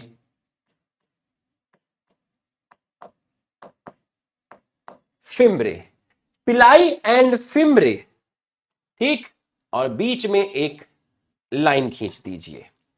ठीक, पिलाई एंड फिम्रे, पिलाई एंड फिम्रे, ये दोनों स्ट्रक्चर बैक्टीरिया में लोकोमोशन में हेल्प नहीं करते। ये दोनों के दोनों स्ट्रक्चर बैक्टीरिया के मूवमेंट में, उसके लोकोमोशन में हेल्प नहीं करते। सर क्रोमेटोफोर कहां गया? अरे लुखे, अभी तो बताया था, क्रोमेटोफोर नहीं बताया। पहले पिलाई एंड फिम्रे बताऊंगा। है कैसे आदमी हो, नशा करके आए हो क्या? अभी तो बताया था, क्रोमेटोफोर लिखा था, है अभी तो बताया था कि पहले पिलाई एंड फिम्रे बताऊंगा, क्योंकि आज के डीपीपी में पिलाई और फिम्रे से क्वेश्चन है, क्रोमेटोफोर से क्वेश्चन नहीं है। क्रोमेटोफोर कराने के बाद पिलाई और फिम्रे कराता तो क्लास का टाइम कंप्लीट हो जाएगा, तो तेरा एनसीईआरटी बूस्टर रह जाएगा। कैसे आदमी है, क्या हो गया है ये मेरे देश को? अजीब आदमी है? अरे गॉड ब्लेस यू। आ जाओ। इस तरीके से एक टीचर एक आम स्टूडेंट को स्पैमर में कन्वर्ट कर देता है। कोई भी आदमी अपनी खुशी से स्पैमर नहीं बनता। इस तरीके से किसी बच्चे को टीचर रोस्ट करता है और फिर वो धीरे धीरे स्पैमर में कन्वर्ट हो जाता है। अरे दीवाने, मन में कोई नाराजगी मत रखना, ठीक है। अपना कंटेंट ही मोटिवेशन है, यहां पर ध्यान रखना। इतने प्यार से पढ़ा रहा हूं, इस चीज की रिस्पेक्ट करना बस। आ जाओ। पिलाई एंड फिम्रे, पिलाई एंड फिम्रे दोनों के दोनों लोकोमोशन में हेल्प नहीं करते। No role in, no role in. तो रिस्पेक्ट रखना दिल में, ठीक है। मैं आप लोगों से काफी बड़ा हूं, I am 36 year old, married person, ठीक है। आपका मैं एक तरीके से अंकल हूं बेटा, ठीक है। बहुत प्यार से आपको पढ़ा रहे हैं, ठीक है। तो उसके लिए हमेशा याद रखना क्लास में डिसिप्लिन, उस चीज का हमेशा ध्यान रखना, ठीक है। डिसिप्लिन है तभी स्टडी है, ठीक है। आ जाओ, इनफ ऑफ टॉक, आओ। No role in locomotion, locomotion मतलब मोटिलिटी, तो मूवमेंट में इनका कोई रोल नहीं होता, ठीक है। सर ये होते क्या है, इसको समझने के लिए आप, इसको समझने के लिए आप एक बैक्टीरियल सेल बना लीजिए। बना ली है sir bacterial cell. Bacterial cell के सरफेस पर, बैक्टीरियल सेल के सरफेस पर आपको कुछ लंबे लंबे स्ट्रक्चर दिख रहे हैं, बिल्कुल दिख रहे हैं, ठीक है। और कुछ स्ट्रक्चर आपको थोड़े छोटे दिख रहे हैं, बिल्कुल दिख रहे हैं। तो बैक्टीरिया के सरफेस पर ये दोनों स्ट्रक्चर पाए जाते हैं। तो पिलाई और फिमरे आपके प्रेजेंट होते हैं, कहां प्रेजेंट होते हैं, सरफेस पे प्रेजेंट होते हैं। कहां प्रेजेंट होते हैं, सरफेस पे प्रेजेंट होते हैं, ठीक। कहां प्रेजेंट होते हैं, सरफेस पे प्रेजेंट होते हैं, ठीक। और ये दोनों स्ट्रक्चर, जो लंबा वाला है, जो लंबा वाला है वो पिलाई है, जो लंबा वाला है वो पिलाई है, और जो छोटा वाला है वो आपका फिमरे है, वो आपका फिमरे है। फिमरे के नंबर ज्यादा होते हैं, फिमरे के नंबर ज्यादा होते हैं, पिलाई के नंबर छोट कम होते हैं। तो पिलाई कैसे है, पिलाई थोड़े लॉन्ग है, ठीक है। पिलाई आपके कैसे हैं, लॉन्ग है, लंबे हैं, तो मैंने बोल दिया इलोंगेटेड है। और एक टिब्यूल जैसे है, मतलब एक टिब्यूलर स्ट्रक्चर है, एक टिब्यूलर स्ट्रक्चर है। और इनके अंदर जो प्रोटीन मिलता है उस प्रोटीन का नाम है पिलिन प्रोटीन। ये बने होते हैं पिलिन प्रोटीन से। पिलाई जो होते हैं वो लेस इन नंबर होते हैं, लेस इन नंबर होते हैं।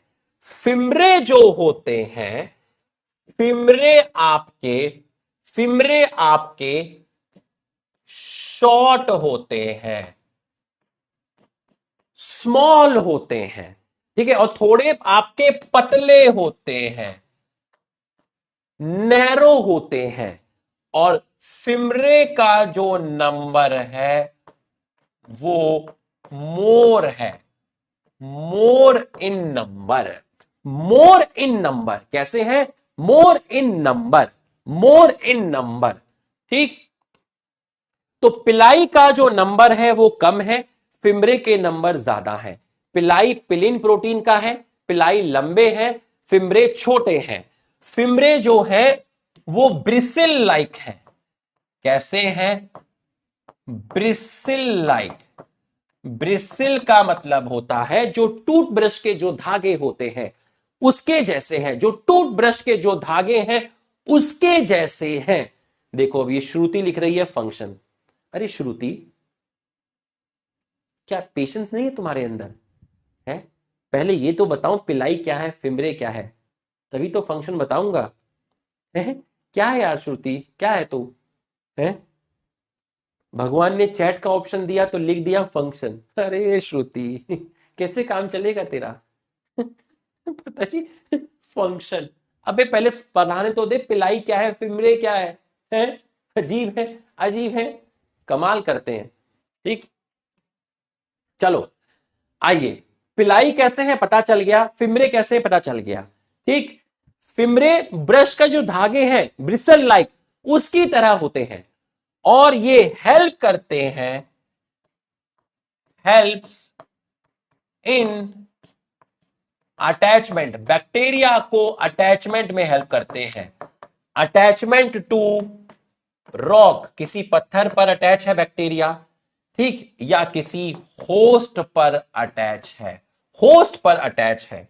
ठीक, तो ब्रिसल लाइक स्ट्रक्चर जो बैक्टीरिया के अटैचमेंट में हेल्प कर रहे हैं उसको आप बोल रहे हैं फिम्ब्रे। पिलाई का फंक्शन अभी नहीं बताऊंगा क्योंकि एनसीईआरटी में नहीं दिया है, एनसीईआरटी में फिम्ब्रे का फंक्शन दिया है तो आपको बता दिया। ठीक है, पिलाई का फंक्शन अभी नहीं बताऊंगा क्योंकि किताब के अंदर नहीं दिया है। ठीक, अभी बताऊंगा तो समझ नहीं आएगा। पिलाई कॉन्जुगेशन में हेल्प करते हैं। अब आप पूछोगे कॉन्जुगेशन क्या होता है, फिर मैं कहूंगा कि एक बैक्टीरिया का डीएनए दूसरे बैक्टीरिया में जाता है, इसलिए अभी पिलाई का फंक्शन नहीं बता रहा क्योंकि इसका फंक्शन एनसीईआरटी के अंदर नहीं है। फिम्रे ब्रिसल लाइक है, ब्रश के धागे ब्रिसल लाइक है जो बैक्टीरिया को अटैचमेंट में हेल्प करते हैं। ठीक है, तो ये है फिम्रे, ये है आपका पिलाई। बच्चों यहां तक की पढ़ाई आपको समझ में आई तो आप एक बार हमारे सम्मान में यस लिख दीजिए, एक बार आप हमारे सम्मान में यस लिख दीजिए। यहां तक की पढ़ाई आपको समझ में आई तो अब मैं आपको पूरा का पूरा रिवीजन देता हूं। आइए पूरा का पूरा रिवीजन देता हूं फटाफट। होस्ट का मतलब क्या हो गया, मैं किसी के लिए क्या हूं, होस्ट हूं। बैक्टीरिया मेरी बॉडी पे भी अटैच हो सकता है, बैक्टीरिया मेरे शरीर पर अटैच हो सकता है, तो मैं क्या हो गया, मैं उसके लिए होस्ट हो गया, मैं उसके लिए होस्ट हो गया। प्रोकैरियोट्स में बैक्टीरिया आए, ब्लू ग्रीन एल्गी आया, माइकोप्लाज्मा आया, पीपीएलओ आया, दोनों सेम चीजें हैं, इनमें सेल वॉल नहीं होती। ये सबसे पहले कैटल के लंग्स के प्लूरल फ्लूइड में देखा गया। कैटल्स के लंग्स के प्लूरल फ्लूइड में एक ऑर्गेनिज्म देखा गया जो कैटल को एक बीमारी कर रहा था जिसका नाम था निमोनिया, और उस ऑर्गेनिज्म को नाम दिया प्लूरोनिमोनिया लाइक ऑर्गेनिज्म। बैक्टीरिया के डिफरेंट शेप हो सकते हैं, अगर वो स्फेरिकल है तो कोकस, अगर रॉड लाइक है तो बैसिलस, अगर कॉमा लाइक है तो विब्रियो, अगर स्पाइरल शेप है तो स्पिरेलम। प्रोकैरियोट्स का जो स्ट्रक्चर है, ऑर्गेनाइजेशन ऑफ प्रोकैरियोट वो एक जैसा है लेकिन उनके शेप वेरी करते हैं। सबसे मोस्ट कॉमन शेप है बैसिलस। बैक्टीरिया के अंदर इस डीएनए के अलावा एक और डीएनए दिया है जिसको आप एक्स्ट्रा न्यूक्लियर डीएनए बोलते हैं। क्रोमोसोमल डीएनए के रेस्पेक्ट में एक्स्ट्रा, जीनोमिक डीएनए के रेस्पेक्ट में एक्स्ट्रा। ये भी डबल स्टैंडर्ड है, ये सर्कुलर है लेकिन इसके मुकाबले में ये छोटा है। इसके अंदर एंटीबायोटिक रेजिस्टेंट जीन होते हैं। अगर आप इस बैक्टीरिया को मारने के लिए एंटीबायोटिक देंगे तो ये मरेगा नहीं, ये आपको दिखेगा, इसकी फिजिकल अपीयरेंस आएगी। फिजिकल अपीयरेंस को बोलते हैं फिनोटिपिक कैरेक्टर। फिनोटिपिक कैरेक्टर मतलब फिजिकल अपीयरेंस किसकी वजह से आई, एंटीबायोटिक रेजिस्टेंट जीन की वजह से आई। वो फंक्शन क्लास 12 में पढ़ेंगे। सेल एनवेलप में 3 लेयर होती हैं, सबसे बाहर glycocalyx, then cell wall, then सबसे इनर सेल मेम्ब्रेन। तीनों को मिलाकर बोला सेल एनवेलप। 3 लेयर है, आपस में टाइटली अटैच है, केमिकली कॉम्प्लेक्स है। इन तीनों का जो केमिकल कॉम्पोजिशन है वो सिंपल नहीं है, तीनों की तीनों का फंक्शन अलग अलग है, तीनों की तीनों बिहेव करती है एज अ प्रोटेक्टिव यूनिट, और ये मोस्ट ऑफ द प्रोकैरियोट में सेल एनवेलप मिलती है। सेल एनवेलप की पहली लेयर है ग्लाइकोकैलेक्स। अगर ग्लाइकोकैलेक्स हार्ड है तो उसको कैप्सूल बोलेंगे, अगर ग्लाइकोकैलेक्स सॉफ्ट है तो उसको स्लाइम लेयर बोलेंगे। ठीक, ये मेनली पॉलीसेक्रिहाइड की बनी है जो कि कार्बोहाइड्रेट है। ग्लाइकोकैलेक्स का जो कॉम्पोजिशन है, जो थिकनेस है, वो अलग अलग बैक्टीरिया में वेरी करता है। ग्लाइकोकैलेक्स बैक्टीरिया को एक स्टिकी कैरेक्टर देता है, चिपचिपा स्टिकी कैरेक्टर देता है। सेल वॉल पेप्टाइडोग्लाइकेन से बनी है जिसको आप म्यूरिन बोलते हैं। इसके 2 पार्ट हैं, शुगर एंड अमीनो एसिड। ये आपका बैक्टीरिया को शेप प्रोवाइड करता है और बर्स्ट होने से बचाता है। सेल मेम्ब्रेन लिपिड और प्रोटीन से बनी है, इसका स्ट्रक्चर सिमिलर होता है प्रोकैरियोट और यूकैरियोट में। सेलेक्टिवली मतलब प्रोकैरियोट की सेल मेम्ब्रेन और यूकैरियोट की सेल मेम्ब्रेन का स्ट्रक्चर ऑलमोस्ट सिमिलर होगा। ये सेलेक्टिवली परमिएबल होती है, मतलब ये बाहर से अंदर वाटर को, सॉल्वेंट को आने देगी और कुछ सॉल्यूट को आने देगी। तो बाहर के इन्वायरमेंट के साथ ये इंटरेक्ट करती है, क्योंकि सेल वॉल तो सभी को आने देती है। ठीक है, सेल वॉल तो सभी को आने देती है। नहीं, आगे टॉपिक नहीं पढ़ाऊंगा, आगे एनसीईआरटी बूस्टर कराऊंगा, क्वेश्चंस कराऊंगा। मीजोजोम, सेल मेम्ब्रेन अंदर की तरफ इन्वेजिनेट हुई, जो स्ट्रक्चर बना उसको मीजोजोम बोलते हैं। मीजोजोम में यूकैरियोट प्रोकैरियोट में रेस्पिरेशन होता है, मीजोजोम प्रोकैरियोट में ही मिलते हैं। यूकैरियोट के अंदर रेस्पिरेशन माइटोकॉन्ड्रिया में होता है, प्रोकैरियोट में माइटोकॉन्ड्रिया नहीं मिलता। इस मीजोजोम के ये अलग अलग शेप हो सकते हैं। मीजोजोम की वजह से सरफेस एरिया बढ़ गया, एंजाइम कंटेंट बढ़ गया, और सिक्रीशन में ये रोल प्ले कर रहे हैं, मतलब किसी चीज का ट्रांसपोर्ट कर रहे हैं सेल से बाहर, और सेल वॉल की सिंथेसिस करने में हेल्प करते हैं। कैसे करते हैं हमें नहीं जानना। एक डीएनए था, डीएनए डबल हो गया, जिसको डीएनए रेप्लिकेशन बोलते हैं, डीएनए की सिंथेसिस हुई, मीजोजोम डिवाइड हुआ और मीजोजोम मूव किया, तो एक डीएनए यहां आ गया, एक डीएनए यहां आ गया, बीच में सेल मेम्ब्रेन के अंदर इन्वेजिनेशन हुआ, ये पॉइंट मीट कर गया, दो डॉटर सेल बन गई। तो डीएनए रेप्लिकेशन में मीजोजोम ने हेल्प किया, और उस डीएनए को इक्वली डिस्ट्रीब्यूट किया। किसके अंदर डिस्ट्रीब्यूट किया? दो डॉटर सेल के अंदर डिस्ट्रीब्यूट किया। ठीक। इंक्लूजन बॉडी प्रोकैरियोट के साइटोप्लाज्म में मिलती है, मेम्ब्रेन लेस होती है, ये फूड मटेरियल को रिजर्व करती है, किसी मटेरियल को स्टोर करती है, जैसे फॉस्फेट ग्रेन्यूल फॉस्फोरस को स्टोर करेंगे, ग्लाइकोजन ग्रेन्यूल ग्लाइकोजन को स्टोर करेंगे, साइनोफिसिन ग्रेन्यूल प्रोटीन को स्टोर करेंगे, ये प्रोकैरियोट में मिलती है। गैस वैक्यूल भी इंक्लूजन बॉडी का एग्जांपल है, ये एयर को स्टोर करता है, एयर की वजह से फ्लोटेशन में हेल्प होती है। ठीक। Blue green algae, purple sulphur bacteria और ग्रीन सल्फर बैक्टीरिया में गैस वैक्यूल मिलते हैं।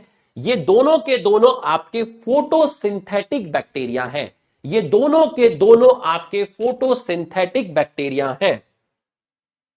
पिलाई और फिमरे लोकोमोशन में हेल्प नहीं करते, ये सरफेस स्ट्रक्चर है, सरफेस पे मिलते हैं। जिनका नंबर कम है वो आपके पिलाई हैं, जिनका नंबर ज्यादा है वो आपके फिमरे हैं। ये लॉन्ग है, ये आपके शॉर्ट है, ये पिलिन प्रोटीन के बने हैं, और फिमरे आपका अटैचमेंट में हेल्प करता है। बच्चों एकदम फील हुआ पूरा का पूरा, तो आप यस लिख दीजिए, एक बार हमारे सम्मान में यस लिख दीजिए। अगर पूरा का पूरा आपको फील हुआ तो आप एक बार हमारे सम्मान में सभी लोग यस लिख दीजिए।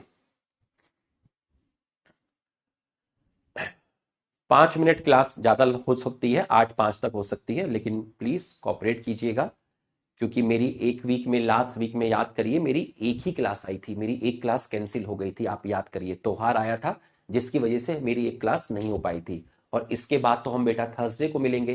तो प्लीज कोऑपरेट कीजिए, सपोर्ट कीजिए, मुझे थोड़ा सा 8-5 तक क्लास लेने दीजिएगा, क्योंकि मैं आपको रिवीजन प्लानर भी दूंगा कि आपको किस तरीके से रिवाइज करना है, और आप इस चीज के लिए सपोर्ट करेंगे, गलत नहीं बोलेंगे। ठीक। डिसिप्लिन का ध्यान रखेंगे। चलिए,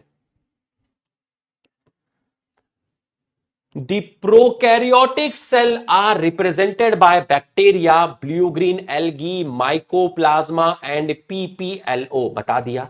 They are generally smaller। Last class में बताया था प्रोकैरियोट छोटे होते हैं और मल्टीप्लाई करते हैं fast as compare to eukaryote. Last class के नोट्स चेक कर लो, लास्ट क्लास के नोट्स चेक कर लो।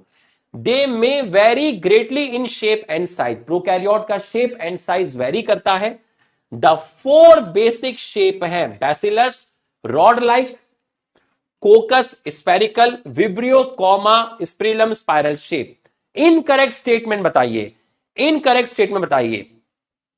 कोकस स्पेरिकल करेक्ट है, बैसिलस रॉड लाइक करेक्ट है, विब्रियो कॉमा करेक्ट है, स्पाइरल स्प्रिलम करेक्ट है, prokaryote include bacteria, blue green algae, mycoplasma correct है, prokaryote is smaller and multiply slower. Slower नहीं रे, multiply faster. बहुत बढ़िया एफ, बहुत बढ़िया, शाबाश, बहुत बढ़िया। कल की क्लास में वो नोट्स में लिखाया था कौन फास्ट मल्टीप्लाई करता है, कौन स्लो करता है। बहुत बढ़िया। The organization of prokaryote is fundamentally similar. Even prokaryote exhibit wide variety of shape and function। बताया था सभी प्रोकैरियोट में सेल वॉल है जो सराउंड करती है सेल मेम्ब्रेन को, एक्सेप्ट माइकोप्लाज्मा। मतलब माइकोप्लाज्मा में सेल वॉल एब्सेंट है। The fluid matrix fill the cell, cytoplasm कल पढ़ाया था। There is no well defined nucleus कल पढ़ाया था। Genetic material is naked not covered by nuclear membrane कल पढ़ाया था। ठीक। चलिए, all prokaryote have cell wall, गलत हो गया। माइकोप्लाज्मा में सेल वॉल नहीं होती, माइकोप्लाज्मा में सेल वॉल नहीं होती, गलत हो गया। Cell wall present in mycoplasma, नहीं, माइकोप्लाज्मा में सेल वॉल एब्सेंट है, गलत हो गया। Prokaryote exhibit wide variety of shape and function, सही है। In prokaryote genetic material is naked and covered by nuclear membrane, not covered by, not covered by, अरे दीवाने, ये हुई ना बात, ठीक है, ये भी गलत हो गया। Nucleus is well defined in prokaryote, nucleus is not well defined, answer जाएगा ऑप्शन सी। बहुत बढ़िया, शाबाश, बहुत बढ़िया। In addition to genomic DNA, जो कि एक सिंगल क्रोमोसोम था, जो कि एक सर्कुलर डीएनए था, many bacteria have small circular DNA outside the genomic DNA. इस स्मॉलर डीएनए को आप बोलते हैं प्लाज्मिड, और ये प्लाज्मिड कन्फर्म मतलब provide phenotypic character to such bacteria. One such character resistance to antibiotic. In higher class, 12th class में आप पढ़ेंगे कि प्लाज्मिड का रोल होता है ट्रांसफॉर्मेशन विथ फॉरेन डीएनए, जो मैंने अभी आपको नहीं बताया क्योंकि आप 12th क्लास में पढ़ेंगे। ठीक, चलिए, bacterial DNA also known as genomic और एक्स्ट्रा न्यूक्लियर, एक्स्ट्रा वर्ड गलत है, न्यूक्लियर डीएनए आना था और जीनोमिक आना था, मतलब ये स्टेटमेंट गलत है। Plasmid is small single strand, single नहीं डबल स्ट्रैंड सर्कुलर डीएनए, ये भी गलत हो गया। अरे गजब, plasmid is not extra chromosomal, plasmid is extra chromosomal, ये भी गलत हो गया। It contain antibiotic resistant gene which is not phenotypic character, which is phenotypic character, ये भी गलत हो गया। It doesn't help in transformation, it does help in transformation, ये भी गलत हो गया। ऑल आर इनकरेक्ट, बहुत बढ़िया, ऑल आर इनकरेक्ट, सारे के सारे ऑप्शन गलत हैं, कभी कभी सब गलत होते हैं। बहुत बढ़िया, शाबाश। Nuclear membrane is found in eukaryote, no organelle like the one in eukaryote are found in prokaryote cell except for ribosome. क्या मतलब है? ऐसा कोई organelle, no organelle like the one, ऐसा कोई ऑर्गेनेल जो यूकैरियोट में मिलते हैं वो प्रोकैरियोट में नहीं मिलते एक्सेप्ट राइबोसोम। यूकैरियोट में गोल्गी बॉडी, लाइसोसोम, माइटोकॉन्ड्रिया ये सब मिलते हैं, बट ये प्रोकैरियोट में नहीं मिलते।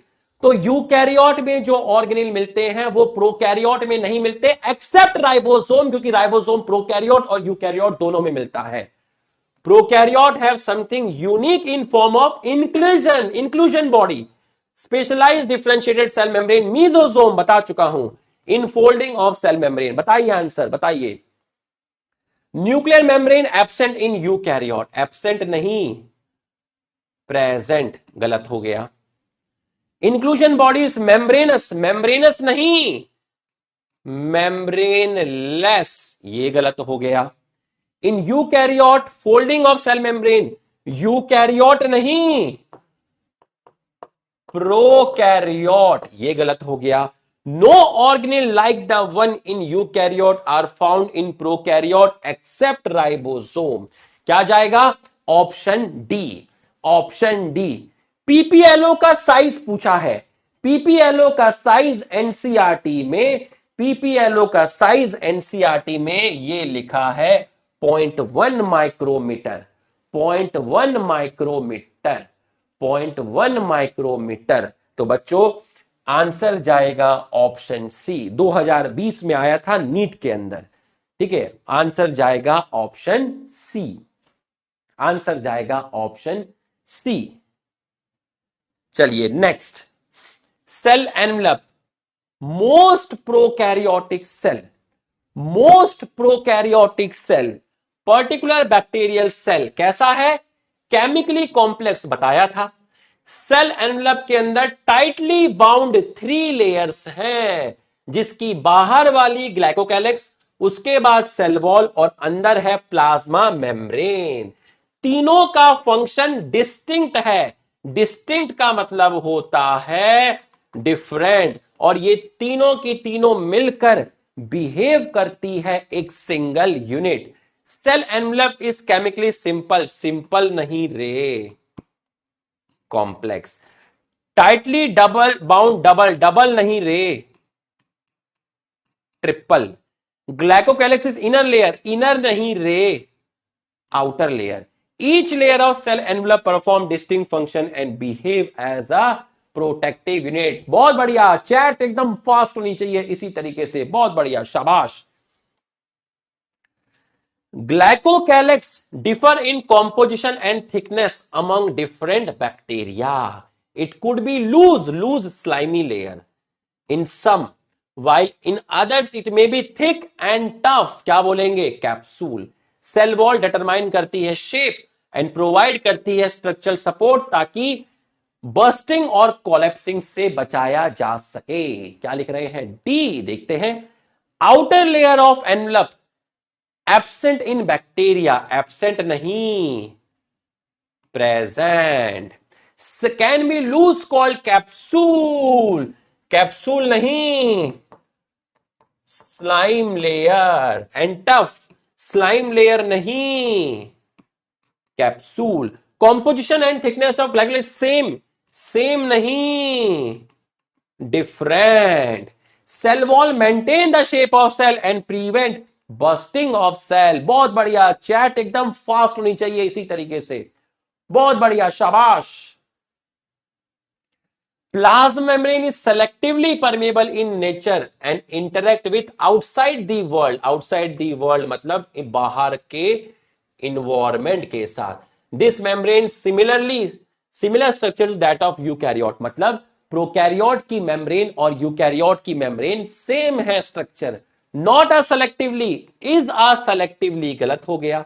Interact outside with environment and made up of lipid and protein, सही है। It's structure is similar in both prokaryote और यूकैरियोट, सही है। और जब दो सही हो तो आंसर जाता है बोथ बी एंड सी, बहुत बढ़िया। मीजोजोम 2023 नीट मणिपुर का जो हुआ था, special membranous structure is mesosome which is form by extension of plasma membrane. Extension का मतलब हुआ इन्वेजिनेशन। ये एक्सटेंशन कैसा हो सकता है, वेसिकल की फॉर्म में, टिब्यूल की फॉर्म में, लेमेला की फॉर्म में। क्या क्या करता है, सेल वॉल फॉर्मेशन करता है, DNA replication and distribution to daughter cell समझाया था। They also help in replication बताया था, सिक्रीशन बताया था, सरफेस एरिया बढ़ाएगा बताया था, और इंजाइम कंटेंट बढ़ाएगा बताया था। बताइए क्या आंसर जाएगा। In bacteria mesosomes are formed by the extension of plasma membrane, correct. The mesosome in bacteria help in DNA replication and cell wall synthesis, दोनों करेक्ट हैं। Both statement 1 and 2 are correct. आपका जाएगा, बताइए क्या जाएगा, दोनों statement आपके correct हैं। Both statement 1 and 2 are correct, बहुत बढ़िया। एक और क्वेश्चन है मेसोसोम पर। Increase surface area enzyme content, सही है। हेल्प इन सिक्रीशन, सही है। Helps in respiration in prokaryote, सही है। तो आपका आंसर जाएगा ऑल ऑफ दीज, आपका आंसर जाएगा all of these, all of these. और हमने क्या पढ़ा है, और हमने आपका पढ़ा है ये पिलाई एंड फिम्ब्रे, ठीक। हमने क्रोमेटोफोर नहीं पढ़ा, हमने ग्राम पॉजिटिव और ग्राम नेगेटिव नहीं पढ़ा। देखिए फ्लैजला भी हमने नहीं पढ़ा। Pili and fimbriae are surface structure of bacteria, do not play in motility. Motility का मतलब है मूवमेंट। पिलाई इलोंगेटेड है, ट्यूबुलर स्ट्रक्चर है, made up of special protein, special protein का नाम है pilin. Fimbriae small bristle like structure, sprouting outside the cell, sprouting out of the cell. Sprouting का मतलब है रिलीज और प्रोजेक्टेड, रिलीज और projected. In some bacteria, they are known to help attach the bacteria to rock in stream, कहीं पे भी हो सकता है, स्ट्रीम मतलब पानी में भी हो सकता है, एंड टू होस्ट। बताइए जरा क्या आंसर जाएगा। Pili and fimbriae surface structure help in locomotion, no, no help in locomotion, गलत हो गया। Pili are elongated tubular structure, protein absent, protein present होता है, गलत हो गया। Fimbriae are small bristle like help in attachment to rock, answer जाएगा option C, answer जाएगा ऑप्शन सी, आंसर जाएगा ऑप्शन सी। बहुत बढ़िया। और हमने पढ़ा है inclusion body. Reserve material in prokaryotic cell are stored in cytoplasm, ये not bound by any membrane, membrane से बाउंड नहीं होता, फ्री मिलता है साइटोप्लाज्म में। ठीक है, एक तरीके से मैं आपको दो दो बार पढ़ाता हूं, एनसीईआरटी में भी पढ़ाता हूं। Phosphate granule, cyanophycin granule, glycogen granule, glycogen रखेगा यहां प्रोटीन रखेगा। एग्जाम्पल है गैस वैक्यूल, जो मिलते हैं ब्लू ग्रीन एल्गी में, purple and green photosynthetic bacteria के अंदर।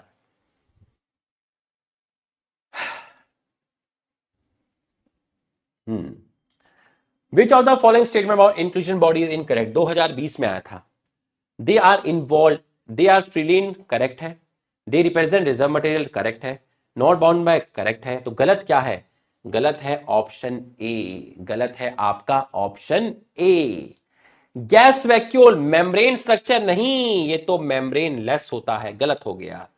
ठीक है, गैस वैक्यूल इंक्लूजन बॉडी सही है, गैस वैक्यूल प्रोवाइड बायंसी सही है। इसके एग्जाम्पल है blue green algae, purple and green sulphur bacteria, सही है। A D C all are correct except B, तो आपका आंसर जाएगा ऑप्शन ई, आपका आंसर जाएगा ऑप्शन ई, आपका आंसर जाएगा ऑप्शन ई। बच्चों, यहां तक की पढ़ाई आपको समझ में आई तो आप एक बार हमारे सम्मान में यस लिख दीजिए। देख लीजिए, पूरा पढ़ाया, फिर पूरा पढ़ाने के बाद पूरा रिवाइज कराया, फिर उसकी एनसीईआरटी कराई, फिर एनसीईआरटी बूस्टर। तो बच्चों, ये जितने भी क्वेश्चन हैं ये मैं खुद बनाता हूं, और इन क्वेश्चंस को बनाने में, ठीक है, टाइप करने में, वहां पे करने में 1 घंटा तो एनसीईआरटी बूस्टर में लगता है, 1 घंटा एनसीईआरटी बूस्टर में लगता है। ठीक, उसके बाद 2 घंटा एकदम सीक्वेंस में पूरा का पूरा नोट्स, ये देखिए पहला पेज का नोट्स एकदम इसी सीक्वेंस में आपको पढ़ाया, ये दूसरा पेज का नोट्स, ये तीसरा और ये चौथा, ये है चौथा।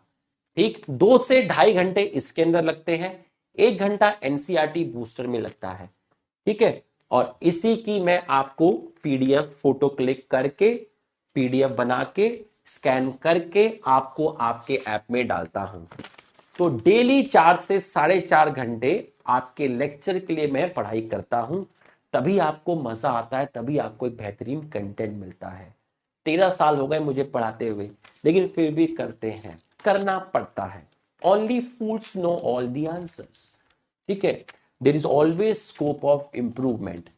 तो आपको बस क्या करना है, आपको अच्छे से पढ़ना है, और टीचर से कभी भी बदतमीजी नहीं करनी है, टीचर से नहीं, अपने बड़ों से भी नहीं करनी है, डिसिप्लिन में रहना है, टीचर की रिस्पेक्ट करनी है, सभी टीचर की, सब लोग बहुत मेहनत करके आपको पढ़ा रहे हैं। ठीक, I am 36 year old man, married person. ठीक है, तो आप छोटे छोटे बच्चे हो, 16 17 18 साल के, 16 साल के, 15 साल के। ठीक है, अब होमवर्क सुनिए, होमवर्क सुनिए।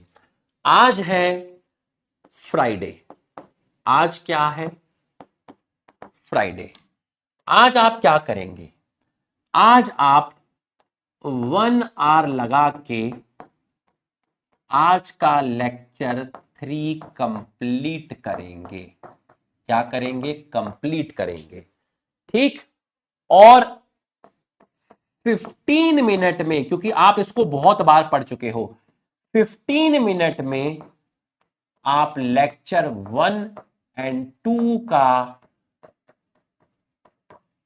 रिवीजन करेंगे, लेक्चर 1 एंड 2 का रिवीजन करेंगे। तो आज आपको 1 आवर 15 मिनट देना है। ठीक है, अब सैटरडे को क्या करेंगे,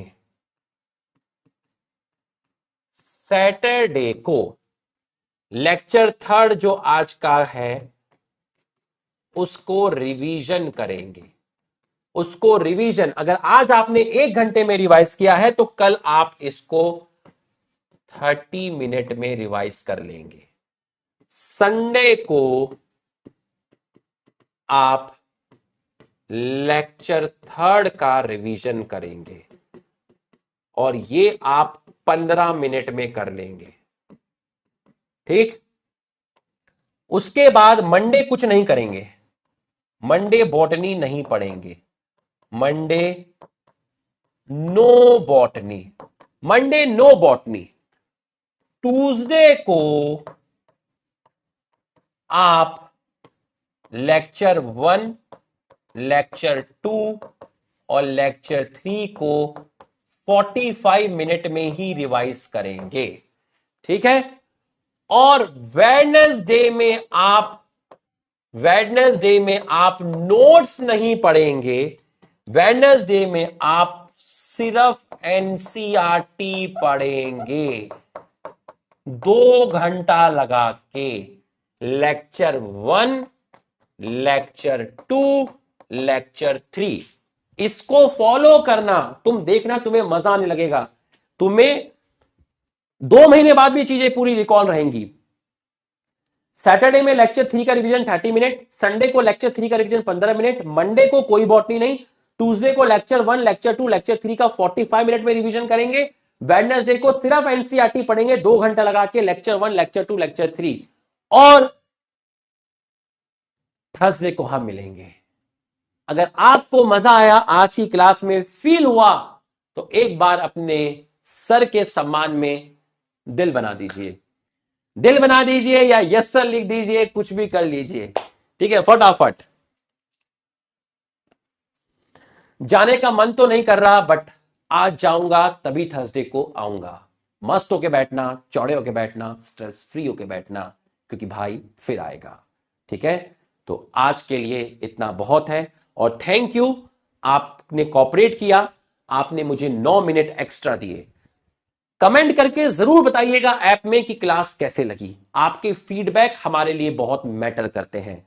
आपके फीडबैक को मैं बहुत सीरियसली लेता हूं। मैंने फॉन्ट साइज बढ़ा दिया है, ठीक है, और मैं कमेंट पढ़ता हूं और वहां पे जेन्युइन कमेंट मिलते हैं, अच्छा लगता है। तो कमेंट करके जरूर बताइएगा ऐप में। It take only 10 to 15 second, ठीक है, to write few words for your teacher. ठीक है, इससे और अच्छा लगता है और अच्छा फील होता है। ठीक है, तो enough of talk, let's end. Thank you.